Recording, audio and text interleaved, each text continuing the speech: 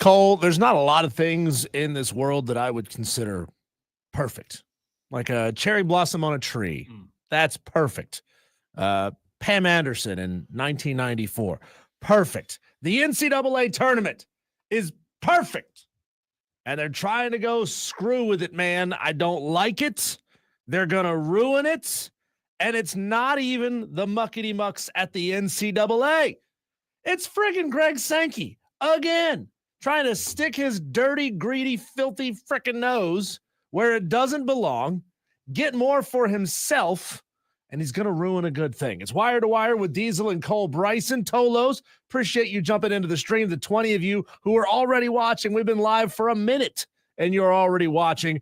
Go over to Facebook, go over to Twitter, go over to YouTube, and jump into the live stream. You can chop it up with me and Cole. You can chop it up with the other Tolos who are watching the stream as well. I know that JD is always in there. Dan B. Kane is always in there. We got so many Wesley Roberts guys that jump into that stream every single day. You hear us talk about them. That's the most happening place to be a part of the show. Not only can you talk to us, you can talk to them as well, Cole. But they are considering expanding the NCAA tournament field from 64 to 76 for some reason. Why 76? Is because America was founded in 1776. I don't understand the reasoning, the logic behind doing this, Cole. But we had a perfect tournament for 25 years from 85 to 2010, and then they had to just go and add 4 more teams to play in, and it's just felt unwieldy and weird ever since. You know, I remember close to a year ago, we started the show in March of 2024, and not long, I mean, maybe like the same week, Diesel, that you and I started the show, I absolutely roasted Jay Williams and gave Jay Williams down the road for a clip that he had when talking about the college tournament and how it needed to be expanded by 8 to 12 teams. I don't even know if you remember, we had a promo that was running it about it. I don't know if the promo's still there or not, but I was calling Jay Williams an idiot for wanting to expand to 8 to 12. I'm with you on a few things in life being perfect. I think a October sunrise when you're sitting 15 feet in a tree on a cool morning, I think that's pretty perfect. But there are not many things. I've never woken up one day and thought, man, we got to figure out how to fix this NCAA basketball tournament. Yeah. But that's where we are. This thing sucks. We got to do something about this. And people are up in arms for their own various reasons of why they don't like the first year, the first iteration of the 12-team college football playoff, Cole. But I've never heard, until Jay Williams last year started complaining about this, I never heard anybody say, you know what, the NCAA tournament is screwed up. We got to do something about this. Never. So they're creating solutions for problems that didn't exist, Cole. It's ludicrous. The only reason for it is power, control, and money. Because I mean, I can't think of another genuine reason other than if you did it in the name of fairness. You know, eliminating this whole one bid league scourge on the college basketball tournament and start allowing some of these conferences that have been traditionally one bid leagues to gain a second bid. Then you're talking an elite team that won, possibly teams that won their regular season, a great body of work, right? Probably 20-win basketball teams who aren't getting into the NCAA tournament because they lost their conference championship game, which is not a stipulation you put on power programs. Yeah. I've hated it ever since this became the thing. I've advocated for expanding in the sense that you allow 2 teams from every conference in, but that becoming the new minimum, 2 teams from every conference. It's just there's no reason for this, Cole, other than creating more fairness. That's the only reason why this thing should be expanded. So many already in the stream, as you mentioned. There's T Swizzle on YouTube, Kane's on Twitter, Wesley's on Facebook, Joe hopping in on the Facebook stream as well. Diesel, you know, the reasons for potentially expanding the college basketball playoff are far and few between when it comes to finding valid reasons, finding reasons that you and I agree with. I read up on this, and I saw where several different people who were advocating for this talked about coaches not wanting to get fired, right, at smaller schools. Let's say, for example, Drake, right? If Drake makes the NCAA tournament, Drake's coach isn't going to get fired. I get that schools and conferences want the added revenue because there is the television exposure, right? You all want more. You want more, Diesel. I want more. We all understand that. However, I think it's just so much more complicated and convoluted and murky than just simply saying, hey, coaches don't want to get fired, so expand it. Well, guess what? Until you let everyone in every year, you're always going to have that same argument that, oh, there's a coach on the outside at Drake or wherever it may be that may get fired. That argument's never going to go away, in my opinion, even if you expand it by 10. Somebody argued we're trying to save coaches' jobs. Oh, yeah. And that's why we want to expand this thing. I've seen that. Yeah. Man, that's like telling your wife who finds panties in your glove box saying, I don't know how they got there, honey. I don't know anything about that. Well, that's BS. She knows you're BS. And anybody who hears that with a brain says, we know you're BS. And come on, man, that's a terrible excuse. For me, I don't, the biggest problem with me or for me, Diesel, when it comes to this tournament is why are we wanting more 17 and 13 teams with below or sub 500 conference records in the tournament? Because that's what you're going to get. You know for a fact, Cole, that they're not doing this to get more 20-win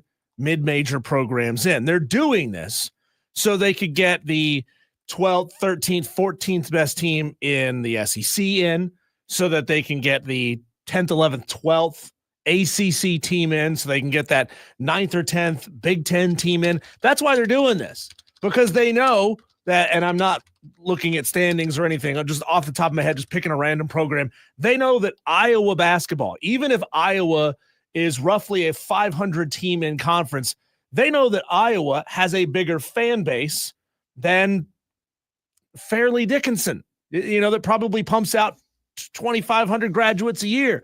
Iowa's pumping out 25,000 graduates a year, and they know that they can get more eyeballs to watch the tournament.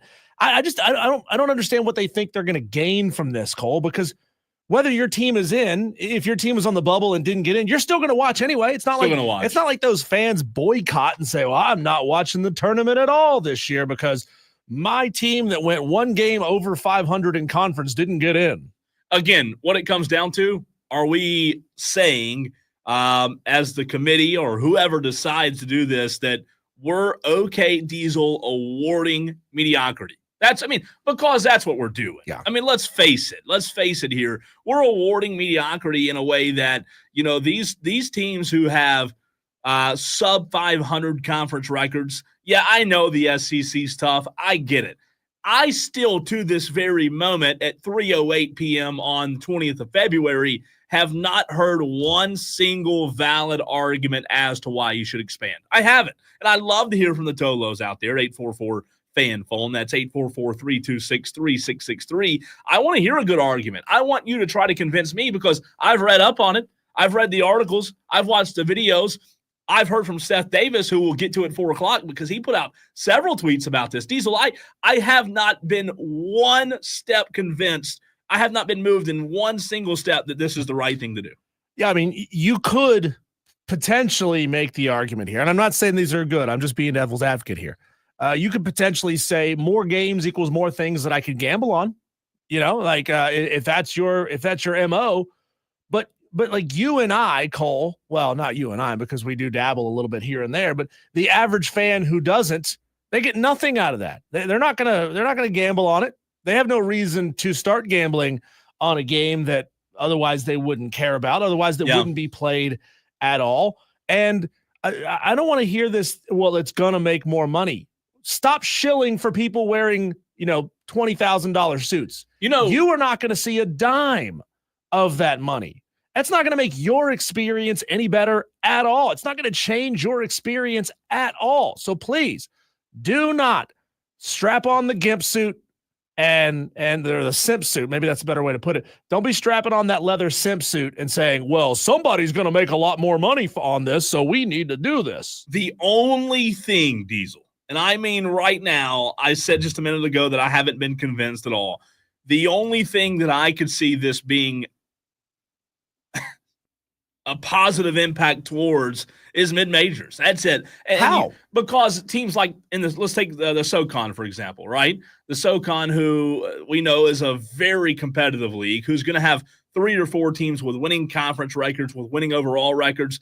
That's the only way I could look at it and say, okay, let's say, for example, that UNCG wins the SoCon in Asheville. Well, ETSU or Furman, whoever these, runner-up teams are, I do understand the fact that, like Dan Scott said to you and I yesterday, that's the sad part, that tournament is only going to have one team from the SoCon. Do I think a team in second place in the SoCon is going to go win it all? No. But I am for better basketball teams getting in opposed to the 12th place team in the SEC, Diesel, that has a losing conference record. But do you genuinely believe that the selection committee will put in a great mid-major or small conference team No. over And that's the a problem. middle-of-the-road Big 10, Big 12 team? No. This is from Pat Forty on ESPN.com. Quote, they don't want a second team from the Missouri Valley Conference where this season Drake is 23-3 and Bradley is 21-6.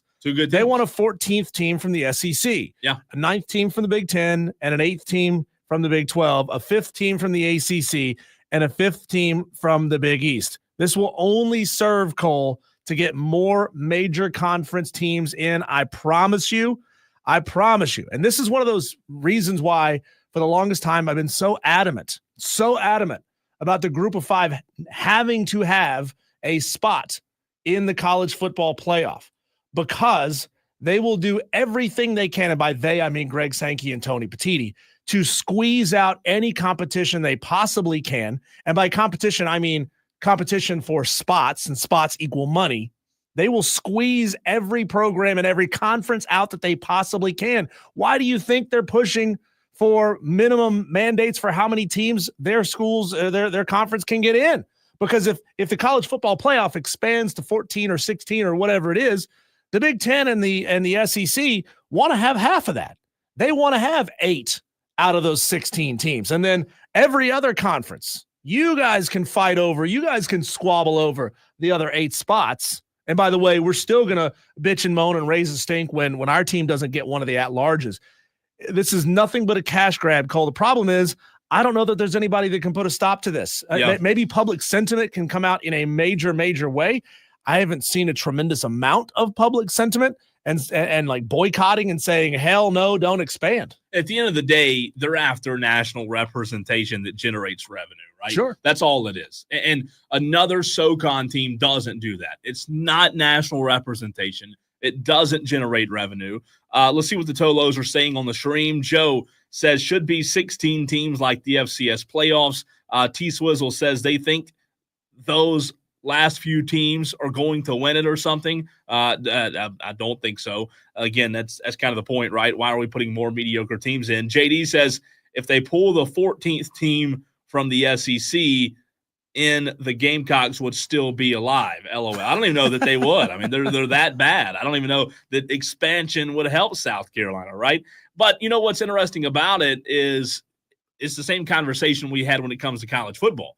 That's, to me, the most important thing I know to them is money, because the decision makers, Diesel, they look at it from a revenue standpoint. What do I look at it? What standpoint do I look at it from? The same thing I said during college football season. Expanding the playoffs in college football did what? Added more teams that weren't as good as the top 4. Mm-hmm. And guess what you saw? Blowouts. You saw teams get punished because they weren't as good as the top 4 teams. I'm not saying that's going to happen every year, but it all comes down to the overall product that you and I want as a fan and a viewer. Drake, or who'd you say the second place team was? In that, was in this particular example, Bradley. 21-win team. A 21-win team. A good team. Right? I want more elite teams in. I want more good basketball teams. I don't want more bad. I want more good. That is the problem. What you and I want is not going to be what happens. Well, hey, I mean, I've argued for the longest time, Cole, that every conference going into Selection Sunday should have earmarked, penciled in 2 spots for the NCAA tournament. Every conference should have 2, and that would be your regular season champ, and your tournament champ. Now, if your regular season champ wins your tournament, now the Runner same up? team, no runners up. That just opens up an at-large. Okay. So from the conference, from the overall overall field. So how many conferences are there? There are 32. There are 32 conferences. Okay. Multiply by that 2 is 64. That's 64 teams. Of the 68, so right? in theory, the SEC, ACC, Big 10, Big 12, West Coast Conference, SoCon, Sun Belt, MAC, all of it, you're penciled in for 2. Ooh. And then if the same team wins your regular season, because I love looking at a body of work, you're playing twice a week and you were elite all season long. And then you go into a conference tournament setting, which is a different format than what you've played all season long. And maybe the best team in the conference doesn't win your conference, in which case put them both in, put your tournament, like put a team in that's playing hot right now and put the team in that had the best overall body of work. Now, if that same team wins both of those, you open up at-large spots. But hey, every time I bring that up, people say, it makes a lot of sense, but you can never actually get that to happen. And that's the thing about it. It's a pipe dream, right? Yeah. That's what it is. Again, it comes down to what we want. It's not the same thing they want. They would look at it from the standpoint of the SEC and the Big Ten having more quality teams. And I get it.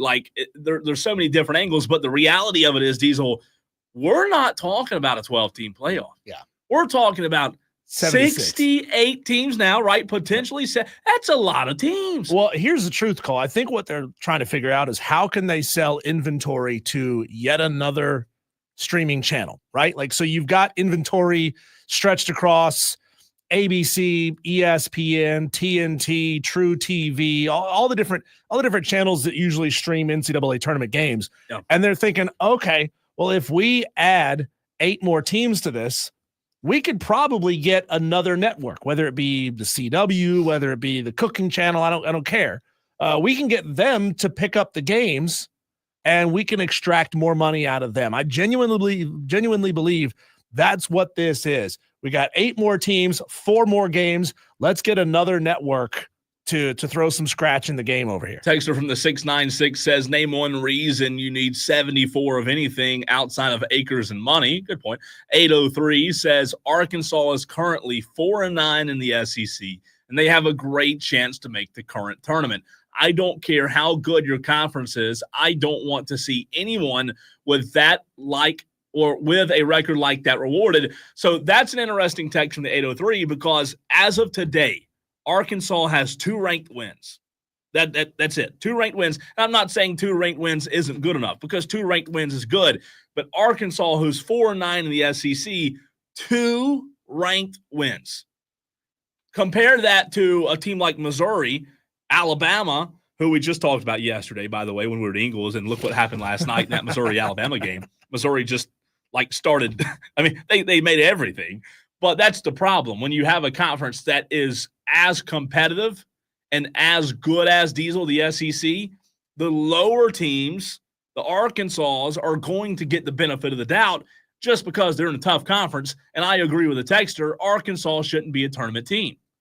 That's why there should be a limited number of at-large bids. So if, again, under my plan of every conference getting 2, same team wins the regular season and the conference tournament. If that opens up 10 spots, you got 10 spots. If you're one of the top 10 teams that didn't win your conference regular season or your conference tournament, then you deserve to be in. Outside of that, I don't have any sympathy for you, bro. You lost a lot of games this year. You don't deserve to be in. The only thing is you got that nice little SEC patch on your jersey, or as JD says, you got the Calipari effect. That might be true, right? Because in his first season, they've been competitive, but they haven't been spectacular. It'll take time. JD also says, Missouri coach, please don't rush the court. Did you see that last night? I don't know if I can ever recall a coach going to the PA announcer, taking the mic, and during the game, the end, please don't rush the court. And guess what? They didn't. They didn't rush it. No. Here's the only thing I can think of, Cole, is you put a little implant in the back of all the students' necks, and then as soon as they cross the line to go out onto the court, zap them. I like the coach put them on the ground. Yeah, put them on the ground. Them all. Yeah. I say, you know what? I say good on him, man. Like, good on him for taking the initiative of grabbing that microphone and saying, look, we're not going to do this. And you know what? I know we've talked about it before, but it was a better scene, and this might sound crazy. It was a better scene with them not rushing the court. There was calmness on the court. The coach was being interviewed. The team was able to, like, walk and move and not get, mobbed. It was a better scene from them not rushing the court rather than opposed to Clemson, right, who did rush the court when they beat Duke. Diesel, when we come back, we'll keep it on the hardwood, but we'll also transition up a step to the NBA, where we're under 60 days away until the NBA playoffs begin. Also, we'll tell you how you can win a trip to Las Vegas. That is next.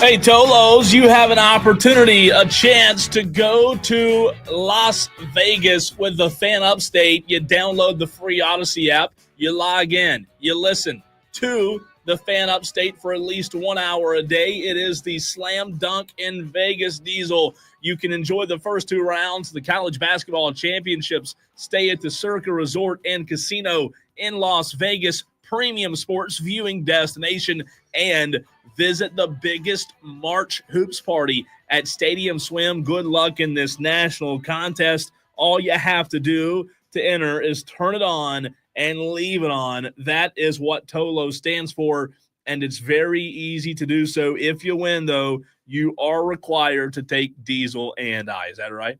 I heard, Cole, that whoever wins is going to make you and I fight for the 4th spot. Oh, that's no fun. Yeah. Like with guns or? Well, with whatever. I mean, you know, I do love that scene in Dark Knight where he snaps the pool cue in half and says, we're going to have tryouts. You know what's better than that scene is John Wick, the original, where the dad of the kid who killed John Wick's dog is explaining how John Wick killed that guy with a pencil. Well, you can't say the other word he used, you know. He even says it like pencil. I think he used an adjective before pencil. You know, you mean a gerund? He used a gerund, a word that ends with an ing. With a pencil. That's the best scene, man. That is so good. I love John Wick. See, John Wick, that's a metaphor, Cole, for us talking about NCAA tournament expansion last segment. Yeah. John Wick, Chapter 1 was perfect. It might be my favorite action movie of all time. And then they had to expand on the concepts. What if we had this international society of hitmen and they were some reason using like an old school telephone switchboard to communicate with each other? And then like he walks down the street and literally everyone is an assassin. That doesn't make any sense. It got stupid. And this is what's going to happen if they expand the tournament to 76. It's going to get stupid. And why did they do that? Money. Same reason, right? The same exact reason. It's funny to see the parallels there. But don't ask me why, Cole. One day I was watching the special features on Crocodile Dundee 2. I'd watched the movie on DVD. Just decided, hey, what's on the special features? What are they talking about over there? And Paul Hogan, I think Paul Hogan was his name, the guy that played Crocodile Dundee. Yeah. He was being interviewed before they even started production on part 2. And he said, well, yeah, obviously we're going to go bigger with everything, right? He said we're going to have bigger set pieces, more action, more comedy, more this, more that, more everything, right? And he said, for a sequel to be perceived as equally as good as the original, if that original was beloved, you have to do everything 20% more to be seen as equal. You can't just put out a movie that's of equal quality. It's got to be bigger to be considered equal. And a lot of people liked the other John Wicks. I enjoyed them. Look, I would go back and watch them now, but that doesn't mean that I think they're superior to the first one. You only need to watch the first John Wick. You only need to watch the first Fast and the Furious. Outside of that, there's no point. Man, there's no point. It's dumb. Fast and Furious got brought into that? Fast and the Furious was great, though. You don't like the other ones? Paul Walker. Yeah, no, I love it. Yeah. But you didn't like the other ones outside of the first one? Tokyo Drift is one of the worst movies I've ever seen. Are you kidding me? Awful. See, I like Tokyo. Because then they put like a tuner car engine into a Mustang, and like you lost me at that point. And honestly, I think that's where the entire franchise lost me, was the moment they put a tuner engine into a Mustang. Tokyo Drift, learned something new today, is not Diesel's cup of tea. But what is my cup of tea is the NBA. And Diesel, we are under 60 days away until the NBA playoffs begin.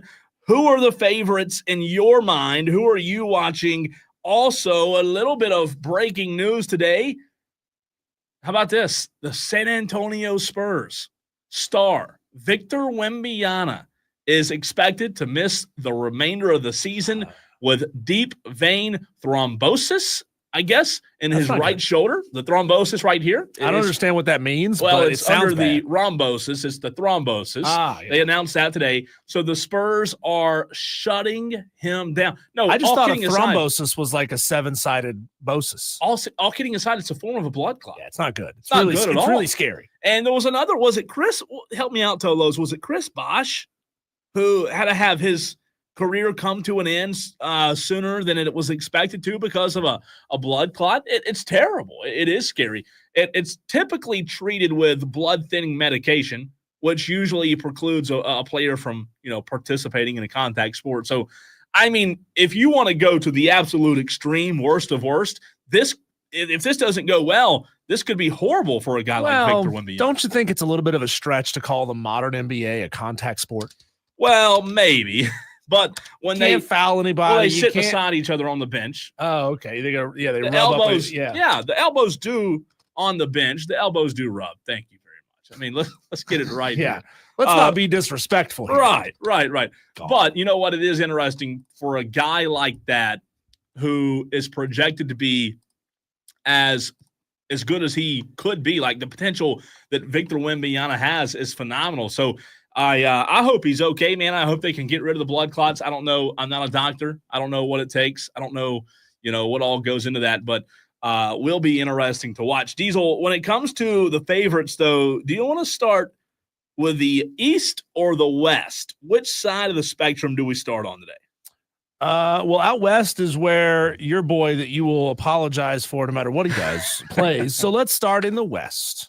My boy. Yeah. Who's that? I don't know who you're talking about. LBJ. No, I don't know who you're talking about. I would never. Okay, you're right. As far as the West goes, I like that you went with the West because I think the West is an open race to the T. Like, it is open, Diesel. The East, not so much. And I want to hear from you, Tolos, on this as well. 844-326-3663. Just under 60 days away from the NBA final or the NBA playoff starting.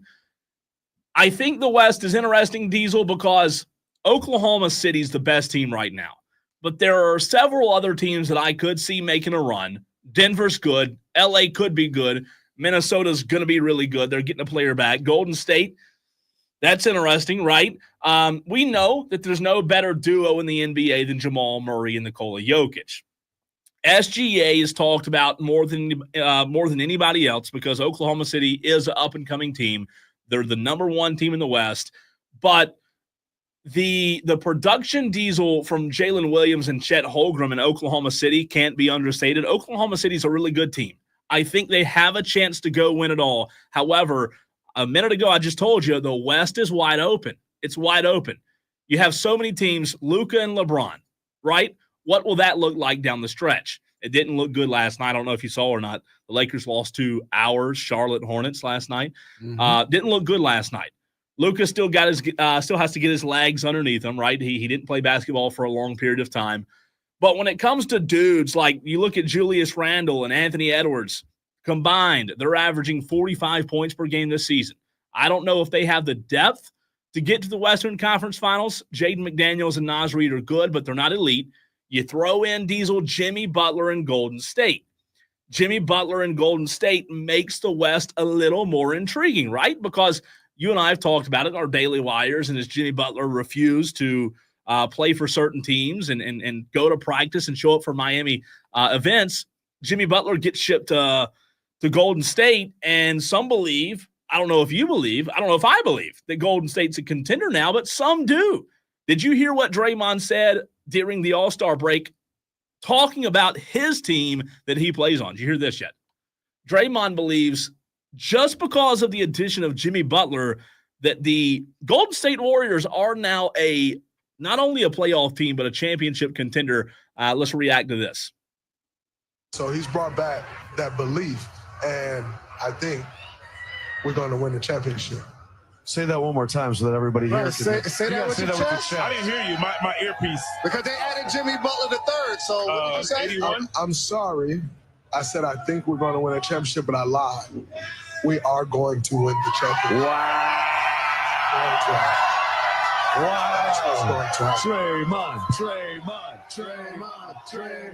Draymond. That's good TV right there, Draymond. So Draymond Green, Diesel, now with the addition of Jimmy Butler, believes that the Golden State Warriors are going to win the championship, even though Draymond's old, even though Steph Curry's old, he's still really, really good.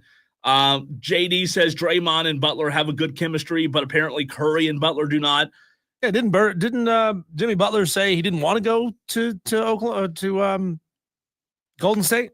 Yeah, I think he was very public about not wanting this job. I don't know that when it comes to chemistry, I don't know that can be stated enough. JD brought that up in the YouTube stream. Chemistry is very important, and I don't know, Diesel, that when you throw, similar to Luka, right, in the Lakers, when you throw Jimmy Butler into Golden State, and we're talking about now under 60 days until the playoffs, I don't know that things can come together that quickly. Maybe they can. Texter says, how does Nico Harrison still have a job? Dumbest trade in my lifetime, and I'm 48. Well, Texter, I was going to get to Dallas as well, Diesel, because Dallas, also in the Western Conference, what happened? The very first night Anthony Davis got to Dallas. Got hurt. So yeah, but you can't predict that. You can't predict it. You can't predict that. So Texter, Cole, that's unfair to put that on the GM because he can't. Now you could say you don't like the trade, that's fine, but you can't put the injury on the GM. It's just bad timing. It's not like he went out there and tripped him. Now, if the GM was sitting courtside and he had his feet sticking way out and Anthony Davis tripped on him and got hurt, you can put that on him, but you can't put an injury on a GM. I think the West is wide open. In the East, not so much. To me, Boston's the clear favorite in the East, 60 days away from the playoffs. Tatum's averaging 27 a game, but it's not just Tatum, man. Like, the depth that Boston has is why I think they can come out of the East again and even possibly Diesel repeat as champions. The combo of Tatum and Brown, plus Porzingis, Derek White, Pritchard, Drew Holiday is deadly. Every player I just mentioned is averaging 10 points plus a game. Can Cleveland or New York give Boston a run? Those are the only two teams in my mind. We know Evan Mobley and Darius Garland and Donovan Mitchell are solid. But when you get past those three guys for Cleveland, I don't see the production there off the bench and the depth that I see when it comes to what Boston has. New York's very interesting. They have dudes, right? Cleveland has a higher defensive rating than New York does, but I like the firepower that New York has. They added what's his name from Dallas? Jalen Brunson and Mikal Bridges can ball. They can be a pest, right? Karl Anthony Towns as well. Not the best defender, but New York provides a lot of options offensively that Boston may struggle with. But at the end of the day, I think Boston comes out of the East. And when it comes to the West, man, this is where I struggled. The West is wide open. JD says Boston is toying with the East like LeBron used to. They'll win the East. I agree, JD. I like Boston out of the East. I think 60 days away, though, I think right now I'd have to trust Denver. I just, for whatever reason, I would trust Denver. I would trust Jamal Murray. I would trust Nikola Jokic to get it done. They've won the championship. So on this 20th day of February, I think the NBA Finals will be Boston and Denver, Diesel. I really do. Dallas, what they can do will be interesting if they get AD back. Obviously, you mentioned it. I love LeBron. It'll be interesting to see if Luka and LeBron can gel. Last night, Luka was 1 of 9 from three-point land. He wasn't good. So he's got to get his legs back under him. They're not the best team right now because Luka's still trying to find his place. Austin Reeves is not getting the ball as much as he used to. LA is the most interesting story. I just don't know if they'll be able to put the pieces together in time. So it'll be fun, though, man. I'm excited. To be fair, I mean, Luka did dish the ball well last night. He had 8 assists in the game. He didn't play badly. I mean, come on. He put up 33. When you combine his points, rebounds, and assists, he had 33. So it's not like he had a bad night. That helps me because I took the lower than 38.5. I love the fact that he only picked up 33 combined stats there, but Luka's not playing bad. He's just not playing superstar Luka ball because I think he's, as you heard at the tail end of the Rich Eisen show before us, he's possibly still a little bit butthurt, a little bit sore at the Mavericks for moving him, and probably shell shock, right? I'm sure he's like sleeping in a supply closet inside the LA Forum because he doesn't have a house in LA yet. There's a lot of reasons why he can't. There is, playing well. And look, I expect him to play well. I think he'll be A-okay. I just think the landscape of the West is so intriguing because while Denver's good, while Oklahoma City's good, I think there could be more sneaky teams that make a run when it's all said and done. But we shall see. Cole, I know that you are itching to get college football back. You basically bring it up every single day. Clearly, you got an issue. What if I told you that week 1 of college football next year is going to fall kind of flat, and there's not really that many interesting or compelling games in week 1? The question is, how many matchups are there in week 1 that may actually have an impact on the college football playoff? We'll get into that next.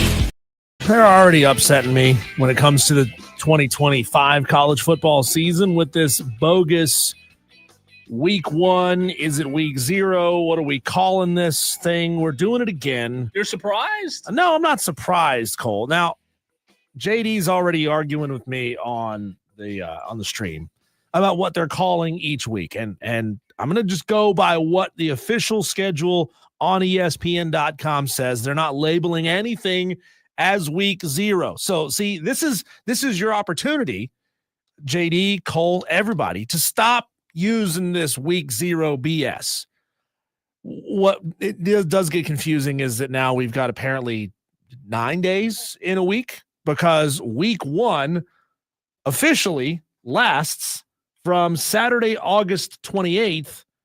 From Saturday, August 28th, all the way through Monday, September 1st. That is week 1. I know the Beatles wrote a song called 8 Days a Week, but that math don't math. Yeah, and that's the 23rd is a Saturday. So it's really from the 23rd all the way until, what'd you say the end date was? Through Monday, September 1st. Yeah, so the 23rd through the 1st, man. That's but so that's week 1.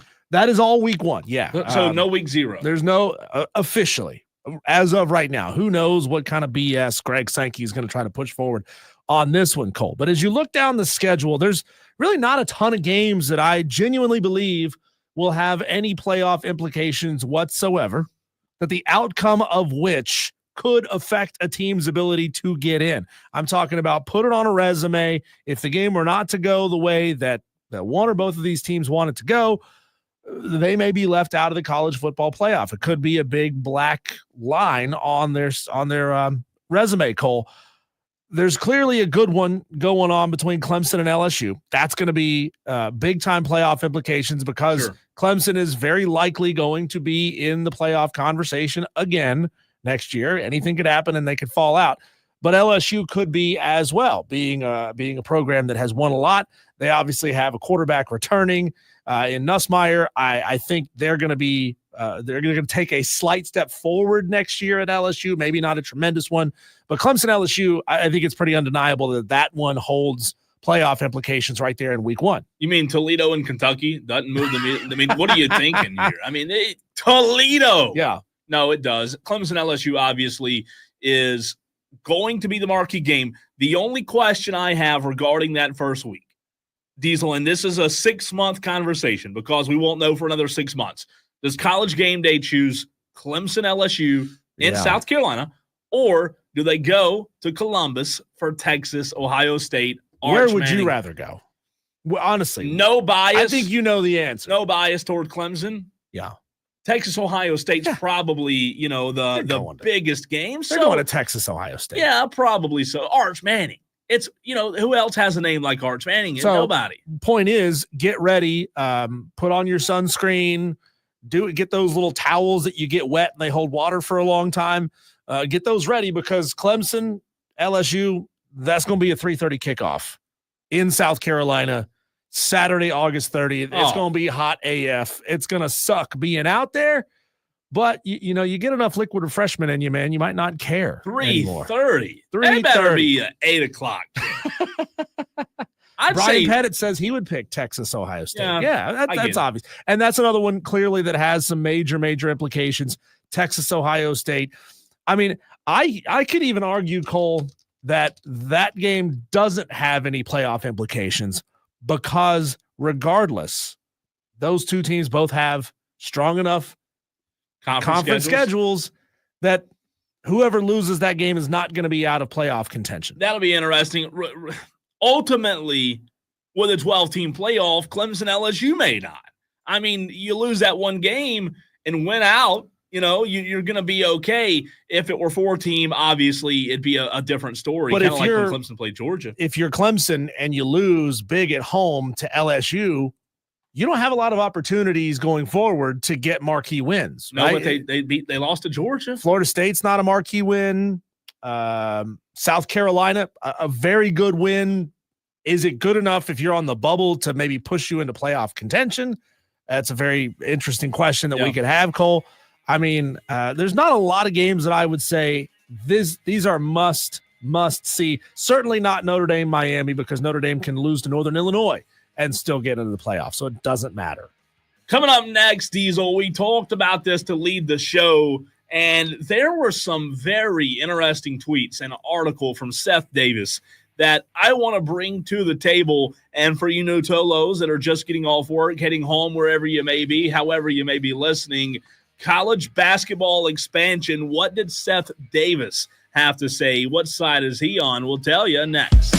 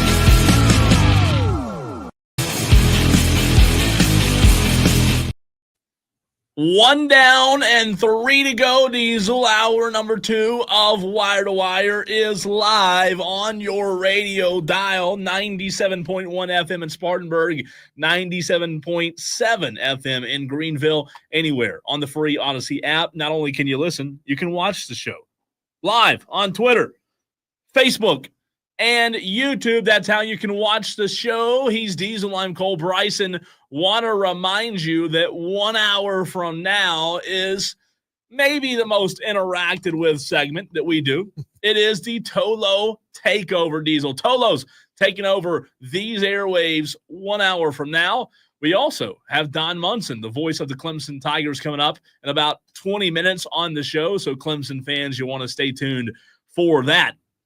However, a few interesting tweets from Seth Davis, who we all know has covered college basketball and been around the game for a very long time. Diesel, we started the show with this, but didn't have a chance to get into this angle of it. When you talk about tournament expansion, Seth Davis, been around the game for a very long time, put out an article on Hoops HQ titled, "It's Time for the NCAA Tournament to Expand, but Will It?" Your instant reaction, agree or disagree, for all the new Tolos that have just tuned in to the expansion of the college basketball tournament? Seth, blink twice if you're in trouble. Blink twice if you've been kidnapped. If you're in the trunk of a car, look for that little handle that you can pull that will pop the trunk open and you can get out and run. Trust me, we can help you get away from this. This doesn't need to be. You don't have to go to this road. Somebody has hacked your account and has written an article, because clearly, Seth, you would never have this bad of a take. I don't know, man. Like, I just didn't expect Seth Davis to have this take. And this was his lead. I thought the article was good, but this is where it gets interesting, because there's a lot of data that shows the historical importance of where we are currently with the tournament. You said an hour ago that this was only one of the few things left in this world, Diesel, that's still perfect, the college basketball tournament. Seth said, as the end of the 1970s approached, college basketball sat on the proverbial launching pad. All it needed was a spark. That arrived on March 26, 1979, when Michigan State, led by Magic Johnson, defeated Larry Bird's undefeated Indiana State squad in the NCAA tournament final in Salt Lake City. That game garnered a whopping 24.1 Nielsen rating, which is still the highest for any basketball game, college, pro, in the entire history of basketball. Seth goes on to say, blast off. The NCAA wisely capitalized on that burst of energy, expanding the tournament from 40 teams to 48 the following year. 3 years later, the field grew again, Diesel, to 52.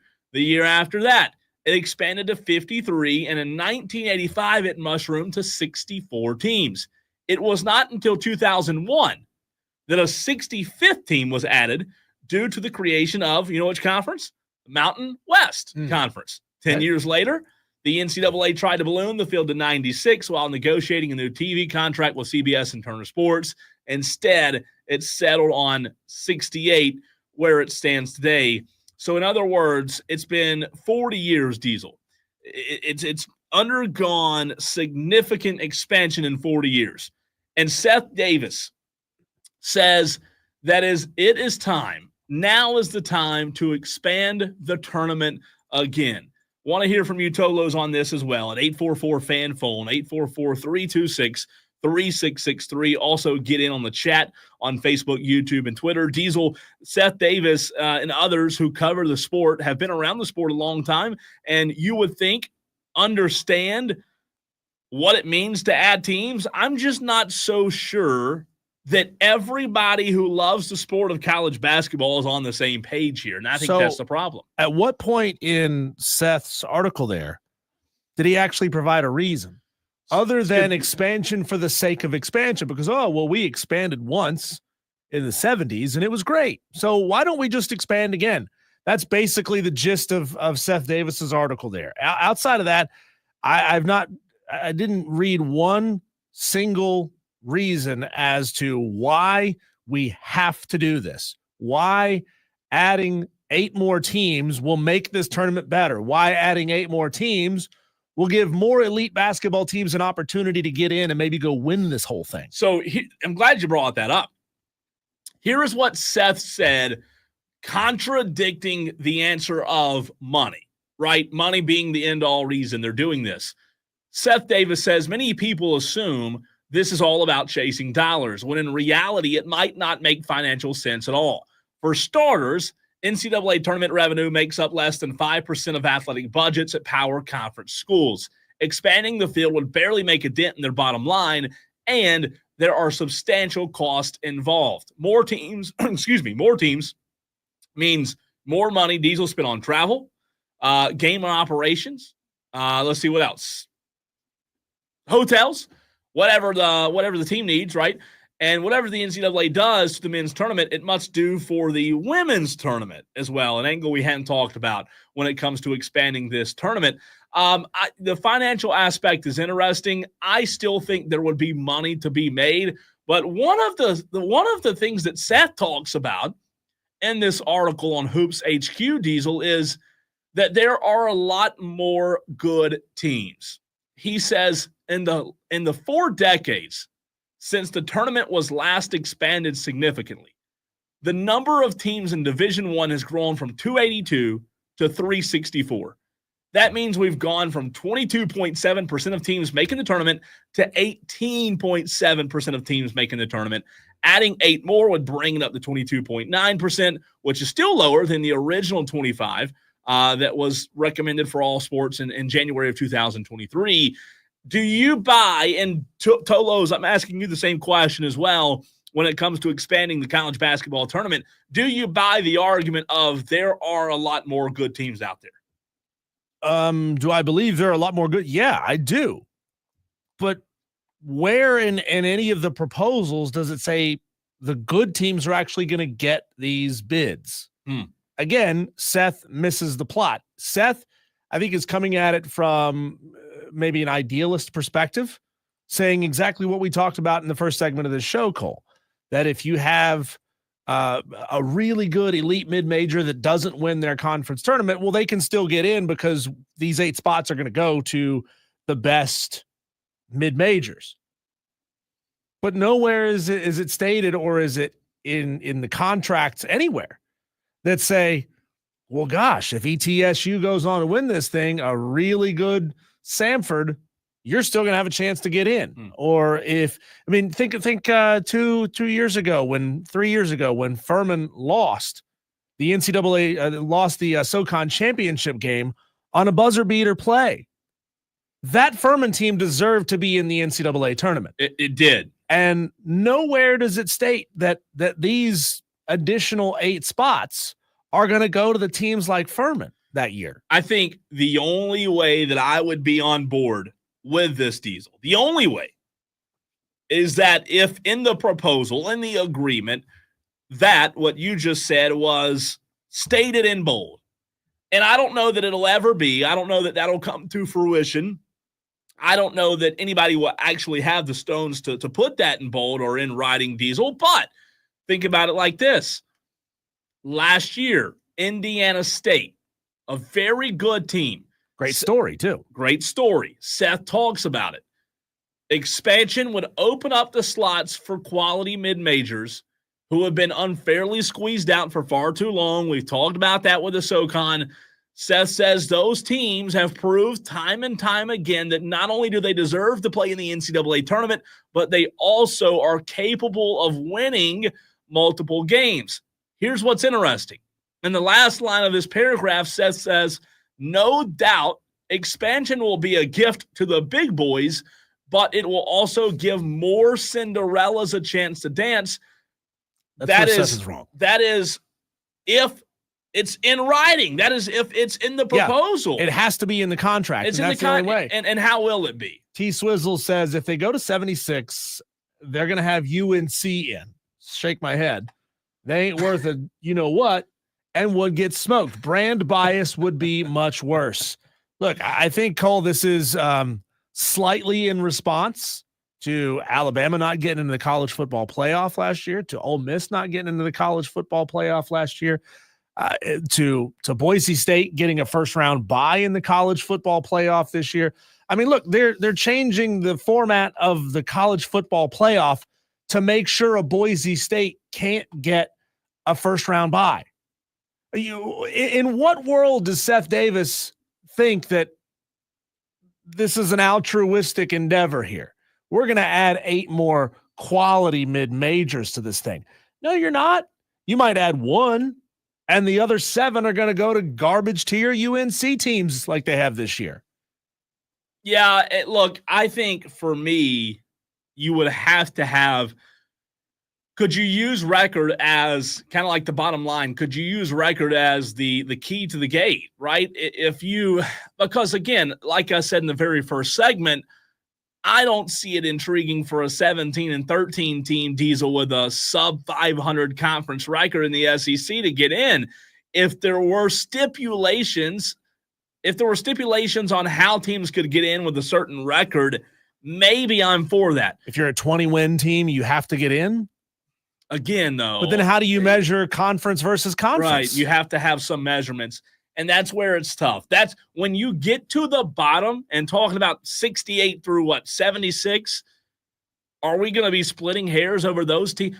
Are the committee members going to be in a room splitting hairs, having conversations all throughout the night over those teams getting? I don't think so. Do they really care about a Samford? Do they really care about a UNCG or an ETSU compared to, let's say, Arkansas, right? What's Arkansas's record right now? Let me look. So that's like 15-10 or something like that. A winning record. But you also, these teams stack the deck with, garbage team, Longwood and Queens College, Lipscomb in the early non-conference, because they know they're going to have a tough conference slate and they're going to be around 500 in conference. All right, here's a good example. Arkansas, you almost right, 15-11. So you're looking at the 15-11 record, and this is why you can't just set a record stipulation, because you have to look deeper than that. What's their conference record? Okay, you go look at what the Razorbacks are in conference. They're 4-9. And look, it's the SEC. They play in a very tough conference. You know that. I know that. We get that. But look at their wins in conference. Diesel, do you know how Arkansas started the conference slate? 1 loss, 2 losses, 3 losses, 4, 5 losses in a row. They beat a subpar Georgia team. They lost to Oklahoma. They did beat Kentucky. They did beat Texas, but they lost to Bama, lost to A&M, lost to Auburn, and they beat LSU, who is a bottom feeder in the SEC. Compare that to a Chattanooga. Okay, Chattanooga right now in the SoCon. Do you know what Chattanooga's SoCon record is? And look, I'm not saying this is not apples to apples. I'm not saying the SoCon's as good as the SEC. But Chattanooga right now, Diesel, is 12-3 in the SoCon. 12-3 is pretty darn good in a SoCon that's talked about this year as one of the best conferences it's been in a very long time. Mm-hmm. They are, overall in the season, 20-8. So you're talking about, you said 20 wins. You're talking about a team that's right there at 20 wins. 20 wins, 8 losses compared to an Arkansas team who has 4 conference wins, 2 wins over ranked teams. Yeah. Chattanooga, if this were to happen, Chattanooga, maybe an ETSU, and I know they're second or third in the SoCon, but Chattanooga, who leads the SoCon, is 20-8 and 12-3 at home and 12-3 in the conference. There's no way you could put an Arkansas in over a Chattanooga just like this. Well, I mean, here's the opposite side of the argument. Cole Furman also has 20 wins on the season. They're 20-8 overall, but they've gone 8-7 in conference play. They win 1, they lose 1. They win 1, they lose 1. They're back and forth. They are. T. Swizzle says, you can't tell me if the 75th team was between UNC and an 18-5 Wofford, for example, who do you think they're going to take? I think the better example, and by the way, North Carolina right now is 16-11, 9-6 in the ACC. If that 76th spot was between North Carolina and UNC Greensboro, who are 18-10, or Samford, who's a 20-win team, 10-5 in conference, doesn't win the SoCon tournament. Right. They're going to put North Carolina in. We're not stupid. No, they are. You're right. Seth Davis, we're not stupid. You may have your head in the sand or your head up somewhere else, but the rest of us are not stupid. We know that this is a power play to consolidate more and more power among the biggest conferences. They're going to say, we want those units. We want our teams in there so that we can get the money for wins. And it's not fair, man. And everybody can see this coming. Seth Davis, you know what? It's one of those, I question his loyalty and I question his integrity with a take like this. Ray Charles just texted in and he said he could see it coming as well. No, look, I think Seth Davis might have the right intentions in his heart of hearts, but Seth Davis also has to know, Diesel, that ain't going to happen. It ain't going to happen. It's very simple. He tweeted out, 4 teams were added to the tournament in the last 40 years. During that time, 82 teams have joined D1. Over the last 20 years, lower-seeded teams have performed dramatically better. Yet, 68 or 64 is the only perfect number, a.k.a. the sweet spot. Can anyone explain why using numbers and facts? And look, there were a lot of responses to Seth Davis' tweet, right? As you imagine they could be.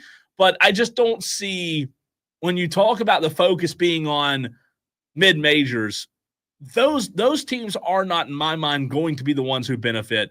I think that when it's all said and done, the brands are going to win.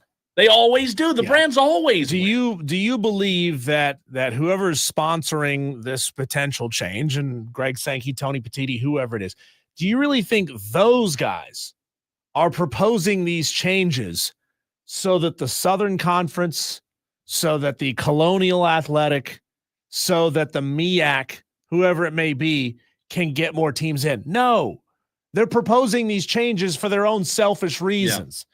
And they'll do whatever it takes to make sure that their own selfish interests are better served. Yeah, I just don't have faith that the NCAA would do the right thing and put the right teams in.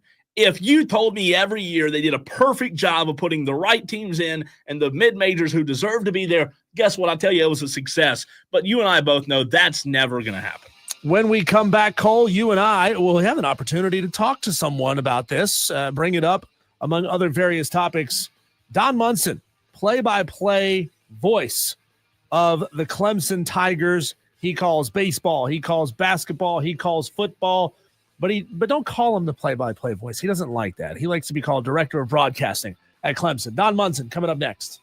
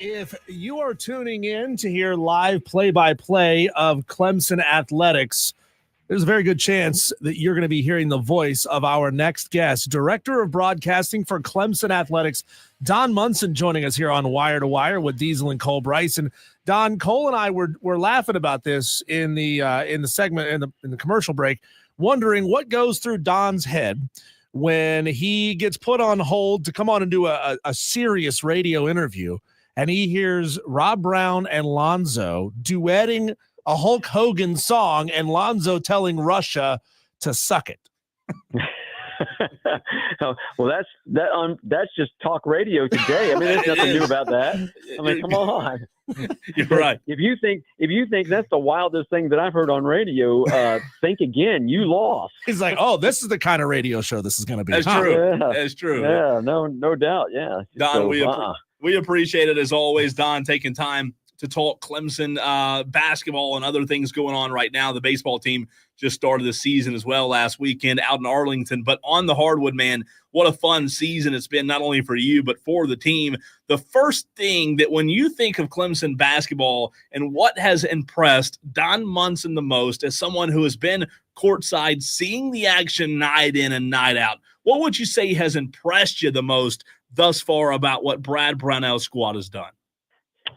I would probably say just the chemistry of the bunch, because they only brought back 3-4 players from last year's team, and they had 9 new faces that were coming into this thing this year, and to see him, see the chemistry all come together, all the pieces kind of plug and play, and most recently here he's taken Chauncey Wiggins out of the starting lineup, he's inserted Dylan Hunter, and now they have statistically, and I don't get into all the analytics, but the analytics say that it's one of the best. It's one of the top 3 starting fives in all of college basketball because of what they do on the floor. So that doesn't just happen. That you have to work hard, figure it all out. But team chemistry was certainly probably the most prevalent thing that I would say.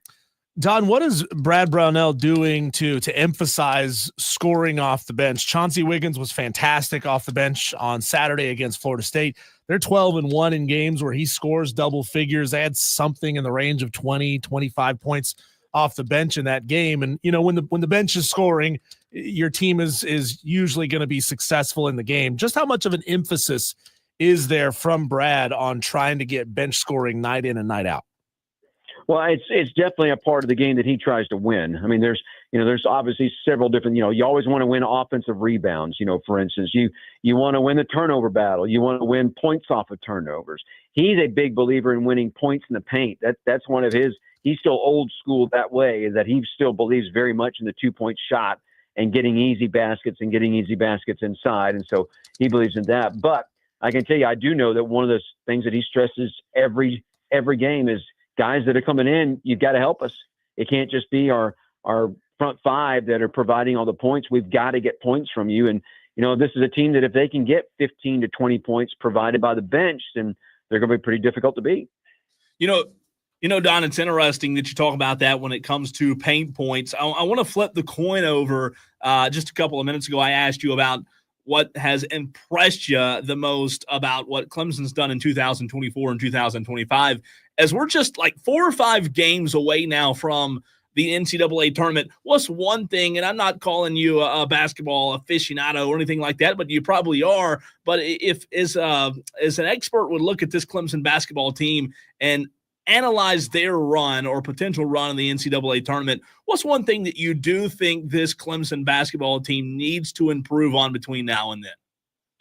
Well, first and foremost, they need to finish the regular season. I think that a lot of us are getting ahead of ourselves, and they're not in yet. And that's just the facts. Until they're announced in, they're not in. So they need to finish this thing first and foremost. And finishing will be a big plus, I think, going into the ACC tournament for them, and then into what we hope is the NCAA tournament. If they're able to finish off in strong fashion, then they can carry that confidence level, over certainly into both tournaments from that aspect. When you really look at this team, all right, what are things that they can do to really better themselves and really put them in a prime spot and make themselves a real threat? to do maybe what they did last year, get to an Elite Eight or hopefully beyond that, then I think the biggest thing that they need to do is value the basketball. And I think at times this is a team that just turns the ball over too easily. That, and I think they need to get better in points in transition. They need to figure out a way. This is not I wouldn't say this is a stellar team in the fast break. And if they can do one thing and get a little bit better, I would also put my finger right there. They need to get better at scoring in fast break opportunities. You know, Don, you can normally say that the conversation of rest versus rust is kind of trite and cliche until you see what happened in the college football playoff this year with all of the teams that had their first round bye losing their games. We see it every year in the Major League Baseball playoffs as well. Teams that have time off typically have a little bit of rust when they get back out there on the field. When it comes to having a week between the Florida State game last Saturday and SMU on the road this coming Saturday, what is Brad doing to try to fight off some of that rust to make sure having extra time doesn't slow his team down, weigh down their legs, things like that? Right. It's funny because I stepped out of practice to come in and talk with you all. So I've been in there watching practice for about the last 45 minutes. And if you watch practice, you would understand what he does. I mean, it is, I can tell you the group in there right now, it is intense. And they are going hard at one another. That's the difference between football and basketball, I think, is that football, sometimes they'll do a period or two of good on good. But when you got a practice going like today, like Clemson has going, it is about an hour and 30 minutes of good on good, and you are expected to perform at a certain level. Basketball is different in that, you know, football is considered much more of a contact sport, and it's big bodies running into, but, you know, basketball, I think is just as much a contact sport, if not more than football, just because of all the bang of the bodies that you have inside and getting up and down the floor. But I can tell you one of the things that Brad, like this week, Brad on Monday and Tuesday, he broke the team down and they worked a ton on fundamentals on offense and fundamentals on defense.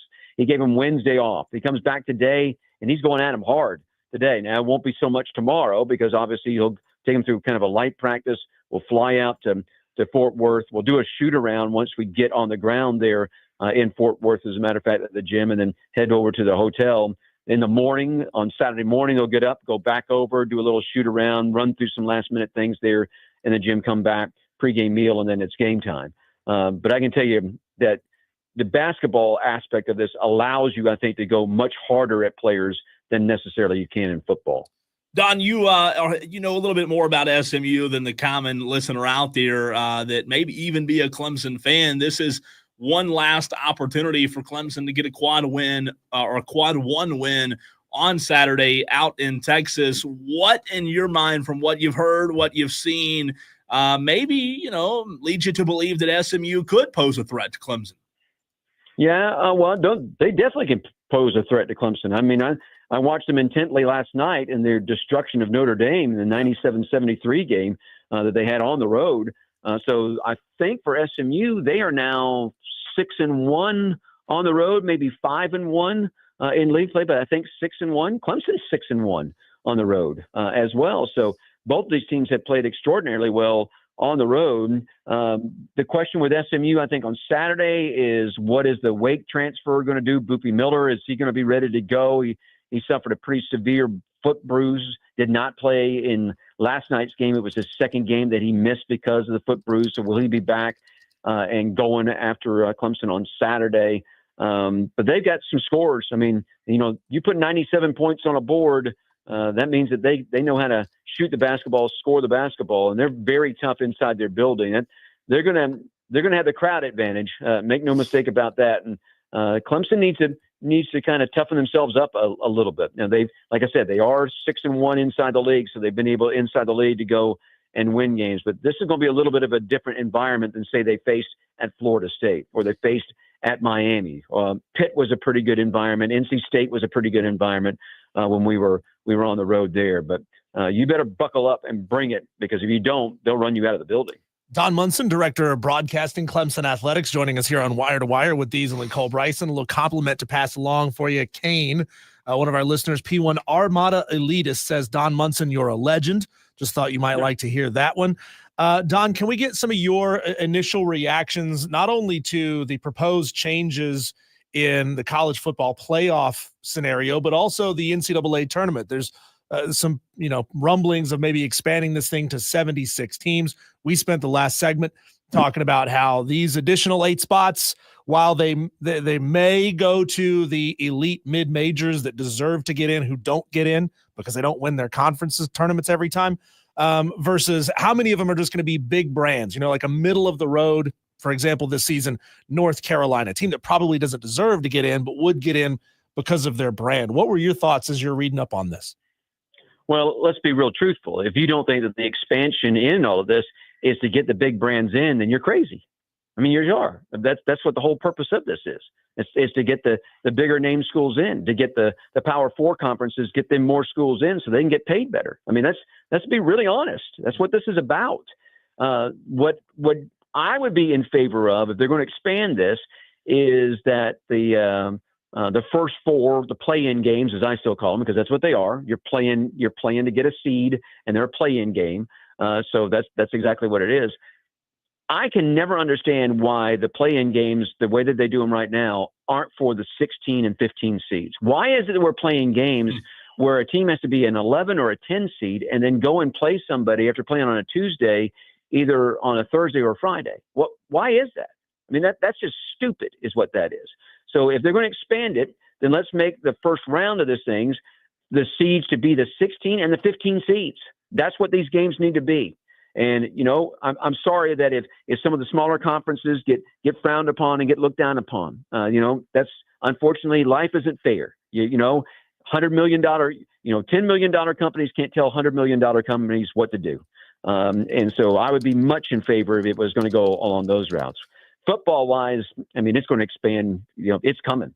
It's going to get to 14 teams or it's going to get to 16 teams. Eventually it's going to get to 24. They're going to copy the pattern of what the 1AA folks have been doing, and it's coming, and it's right down the road, and it's coming at you.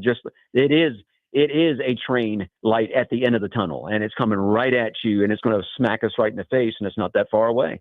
Hey, Don, I'm sure that in your time calling Clemson athletics, you've had a lot of really good moments. Beating Duke this year, 77-71, and Little John had to be up there. But have you had moments during a broadcast, during a call, that you're just kind of soaking in what Brad Brownell's done this season and even last year as well, and not just talking about these 2 years, but in his entire tenure at Clemson, because you're up 85-65 when it's all said and done against blue blood North Carolina. You're beating the brakes off of Florida State, and I know they're not a shell of what they used to be, but have you had those moments this year where you're calling the game and maybe a timeout comes and you're just thinking, man, this team right here really could be special when it's all said and done?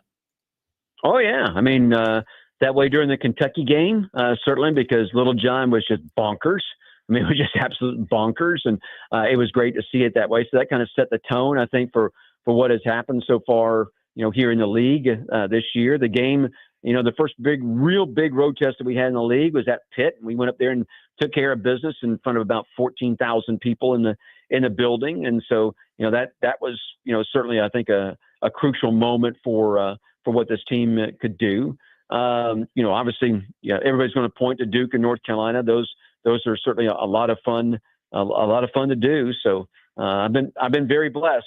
I mean, I tell people all the time, this is the best job on this Clemson campus, and they pay me to go sit on the 50-yard line for football games and usually sit center court or somewhere, where I can see center court for a basketball game. And it's a great life, and I don't want to give it up yet. Hopefully they're going to keep me around for a while. Don, I'm going to go rapid fire with you. 3 categories, and with respect or apologies to Dick Vitale, however you want to call it, we'll call these Don's Dandies. 3 different categories. I want you to name me a player recently if you want to, but hey, you can go your entire tenure at Clemson if you'd like. Most analytical player that you've had the pleasure to spend time with? Ooh, man, that's a good question. The most analytical guy, I would say maybe be Amir Sims. Amir, by the time that he really rolled into his junior, but then particularly his last season at Clemson, he was a guy that was playing the 5 spot at 6'9", so he wasn't really the size, and he had to know the game. He had to know the offense. He had to know the defense, and he had to know what what the opposing folks wanted to do, both offensively and defensively, and he got it. He really studied hard and he played hard. He knew angles. Angles are a lot of things that people don't understand in the game of basketball, man. If you understand angles, then you can play this game and you can cause a lot of disruption both defensively and offensively on a floor. How about most school spirit? We bemoan the guys that don't love their school as much as they used to. Who embodied Clemson through and through the most? Are we talking in any sport? Sure, any sport. I would say maybe Blake Miller, the guy that used to play third base for Clemson. Blake was a guy, obviously came in as a freshman, wasn't a transfer in. He came in and just kind of developed through the program. And by the time that it was all said and done here at Clemson, man, you could see he bled it. I mean, he absolutely bled it. But Blake would be one of those guys. Dwayne Allen would be another one that I would also point to, the tight end at Clemson. There's not too. He may be my all-time favorite Clemson football player. And then part of the reason was because he bled it. I mean, he was a guy and he made a 180-degree turn from when he started here at Clemson to what he finished at Clemson. I mean, Coach Sweeney talks about it all the time. He was ready to kick Dwayne out. And Dwayne finally, the light came on for him and he got it. And he got what Clemson was all about. And still a great representative of Clemson. And my last one for you, Don, most likely to become president of the United States. Just a guy that you knew had something special to him that was going to go a long way in life. Me. No. Let's see. Cliff Hammonds would be one of the ones that would be up there that I would say Jordan Roper would be another one. I think you have to have a certain personality if you're going to be the president of the United States and be able to run things well. You gotta have confidence in yourself, carry yourself a certain way, be able to organize things. But those two guys right there, I would maybe point to. I'm trying to think. Eric McLean's probably going to be upset if he hears this that I didn't mention his name. But those would be guys that I would. Patrick Boyd would be another one. Former baseball player here. He's got a great business that he runs right now. Very much a great business mind, and I think that you've got to be a little business oriented if you're going to take the reins of a country and run it. Don, fantastic stuff as always, man. We really appreciate you taking time to hop on with us. Have fun the rest of the season, and we will do it again soon, man. All right, sounds good. Always appreciate having me on and spreading a little gospel to the Clemson Tigers. Go Thanks, Tigers. Don. Don Munson's the absolute best broadcaster, director of broadcasting, rather, for Clemson. You heard him right here on the Fan Upstate. On the other side, we go to someone who's not too happy on how his tenure ended in Chapel Hill. Mac Brown, not happy, says there's too much politics. We react next.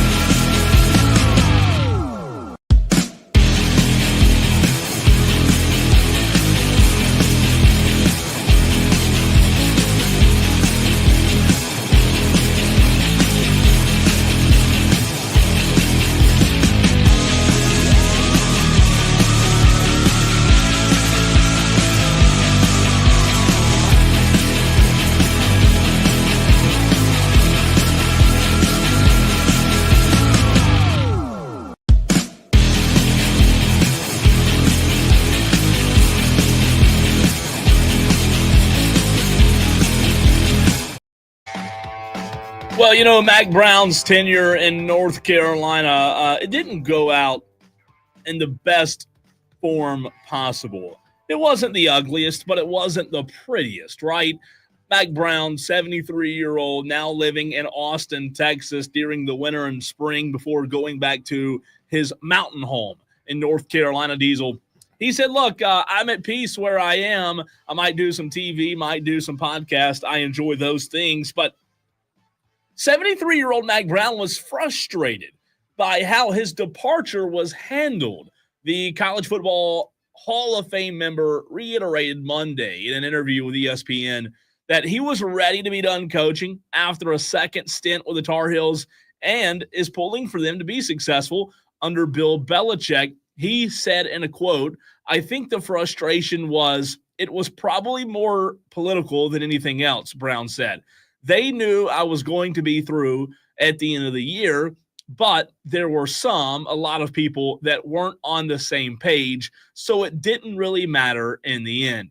I can imagine if a staff, an organization, and a program, and a team, Diesel, everybody knows that you're hanging it up when the season's over, the buy-in is probably not there, and I think that's in large part what probably caused the most frustration for Mack Brown when it was all said and done. Well, Cole, I'm sure there's a spot on Dowell Loggins' staff at App State. If he's retiring up there to his mountain home, a previous head coach at App State, you and I both know how programs love to stack NFL talent, former head coaching talent on their staffs.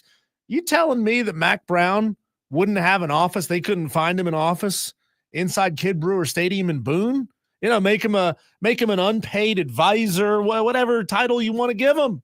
Water boy, doesn't matter. Mack Brown would be great on the sidelines in Boone again. I don't know that you would want him, though. I mean, he's as a recruiter, I'd love to have him. Maybe as a recruiter. I'd love to have Mack Brown. Again, I'm not saying make him offensive coordinator. I'm not saying make him line coach. I'm saying, you got a lot of guys on these staffs who have a lot of big time experience, who are even unpaid interns, whatever, off the field analysts. Yeah. I think if Mack if he wanted to, and I understand if he says, you know what, enough is enough. I don't want to do this anymore. I just want to sit in my home in Banner Elk and look at the sunrise over the mountains. By all means, do it, Mack. But if you want to stay involved, there's a great place to do it. I want to remind you, Tolos, that 10 minutes from right now is the TOLO Takeover, your opportunity to take over these airwaves while talking about anything that you want. But, it's interesting. He said, Diesel, Mack Brown said, who, by the way, is the winningest coach in Tar Heel history, we know, he said that he didn't want to announce the change before the regular season last year. He didn't even want it to announce it before the regular season finale against North Carolina State. But he said it was in the days leading up to Thanksgiving, the game against I believe it was the week before North Carolina State, that he said he wanted to announce, that he would be stepping away. Mack Brown said at North Carolina at the time, without revenue sharing, there wasn't enough money, so you couldn't compete. We had $4 million, and you just couldn't compete, and that was the frustrating thing. So I thought it was really time for somebody new to come in for the $13 million revenue sharing and kind of get a fresh start, and I'd had enough. So not only was he not confident in his ability to coach with the new revenue sharing models, but Diesel, he sounded like he was just a little bit frustrated, a little bit down. And look, that second stint anywhere it's never going to be as pretty as the first, right? North Carolina is a tough place to be a football coach in some ways. In some ways, it's also an easier place. Look, basketball is king at North Carolina. Baseball is elite at North Carolina. Soccer wins titles at North Carolina. Football, they've always just kind of said, go win us 8 games. Go win us 7 games. You'll be fine. Just give us something to cheer about until basketball season comes back around.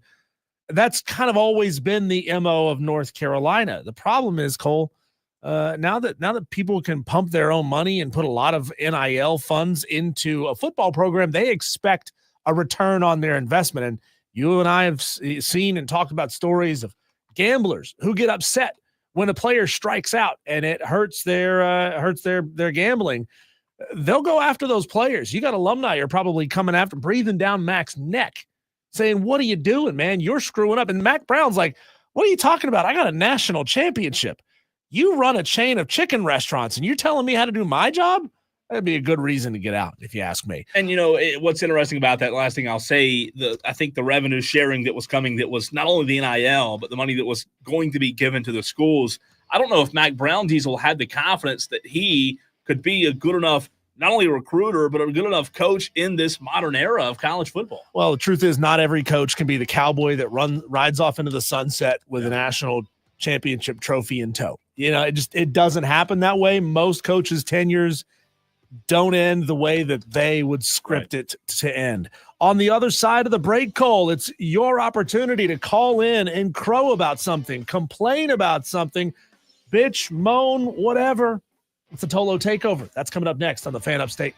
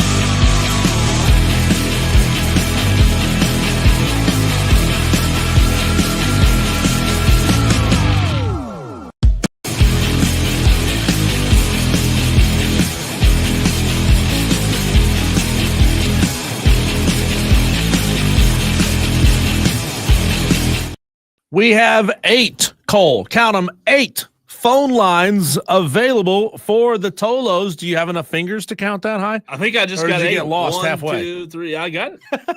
That's how many phone lines we have. We want you to give us a call, 844-326-3663. This is your opportunity, Tolos, to take over the airwaves for 15 minutes. You call in. You talk about anything you want to for 15 minutes. You can talk about how great your wife is. You can talk about how great your team is. Or if you're Dale, you can talk about how much the Cowboys suck and it drags you down. That's usually his MO. I like it when Dale calls him because it also drags Cole down in the process. So anytime we can drag the Cowboys, Dale. I love it when that happens. Start bashing on the Cowboys in this segment. Well, it's easy. It's low-hanging fruit. Low-hanging fruit. Kane says he has nothing to call in about because everything with his life is going great. I mean, Kane, if you want to call in and talk about how great things are for you, by all means, do it. I like it. Don't we say like there's far too much negativity in the world these days? Yeah, there is. You know, we need an opportunity for somebody to call in and say everything's going well for them. Yeah. No, you look, but here's the deal. Things are going well for me, for you, for other people, but I still can find something, to complain. I've got 2 today. I've got two things to complain about. One of them happened today, and I'll start with that one while the Tolos Diesel ring us up and take over these airwaves at 844-326-3663. I'll start with the one that's non-restaurant related because I'll get to the restaurant later because, restaurant conversations always spark the crowd, right? It always is a talking point. People like talking about food in restaurants and things like that. But my first one is, can people these days in the year of 2025, can people no longer read simple instructions, Diesel? Simple directions. No. The answer is no. I was frustrated today. I'll tell you what happened. As you know, I have a small business right outside of the radio station. You have a small what? Business. Oh, okay. Company outside of the radio station. A job in Anderson, South Carolina, where it's a dialysis unit, Diesel. We go this morning to start the installation, right? And the pre-wiring that was done for this job, you know enough about wiring to know that there were like 20-something plus runs for us to plug in our devices and program and everything like that. Power wire, FYI, is different than Cat5 wire, right? You know that. No. It's different than, coax. Cat5 is like Ethernet cable. Cat5 is like Ethernet cable. So all of our devices were power wire. It's an intrusion, a burglar alarm, and a dialysis unit, and it's all power wire. Well, we roll up this morning to start the install, Diesel, and over 20-plus runs. Do you want to guess what I saw when I looked up in the ceiling this morning and saw 20-plus runs of blue cable? It wasn't power wire. It was Cat5.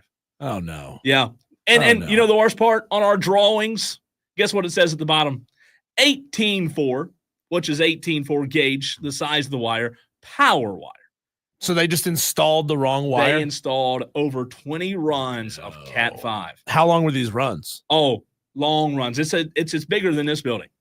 Bigger than this building. And guess who? Right now, those same guys are having to redo it because they didn't read simple directions. They installed Cat5. You can't do that. Derp. I mean, like, at that point, do you just leave it up there? Because, like, one of these days, somebody's going to need some Cat5 in this building. So let's just I don't care what they do. I don't care if they leave it, burn it, throw it in the trash. But tomorrow morning, when we show up again and drive all the way to Anderson, guess what's going to be there? The right freaking cable because they read the directions. But it's also screwing you up because it's costing you a day. It's a day, money, time. Drove an hour and 15 minutes in the pouring down blizzard this morning. Did you see snow this morning, by the way? I did see it on the news. I didn't see it in person, but I did. There was a little dusting on my grill cover, but that's about it. Is that a word? A little what? Stickage. Stickage. Stickage. You know what? STICKAGE. Rubber stamp it. Stickage is a word. Now, when I was in elementary school, Cole, I remember one day there was an exercise where there was a sheet of paper and it had a list of, call it 20 things that you needed to do on this piece of paper. And it would be like draw 30 triangles and then make a circle like a spiral loop that starts at the center of the page and goes all the way out to the edges on down the line. And you were supposed to complete it in like 90 seconds or 2 minutes or whatever it was.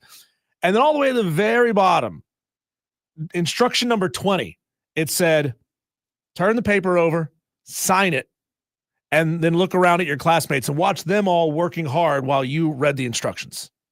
Now, is that the same one as when I was in school? I remember we had something similar to where like it had the directions at the top and then like 20 questions or whatever.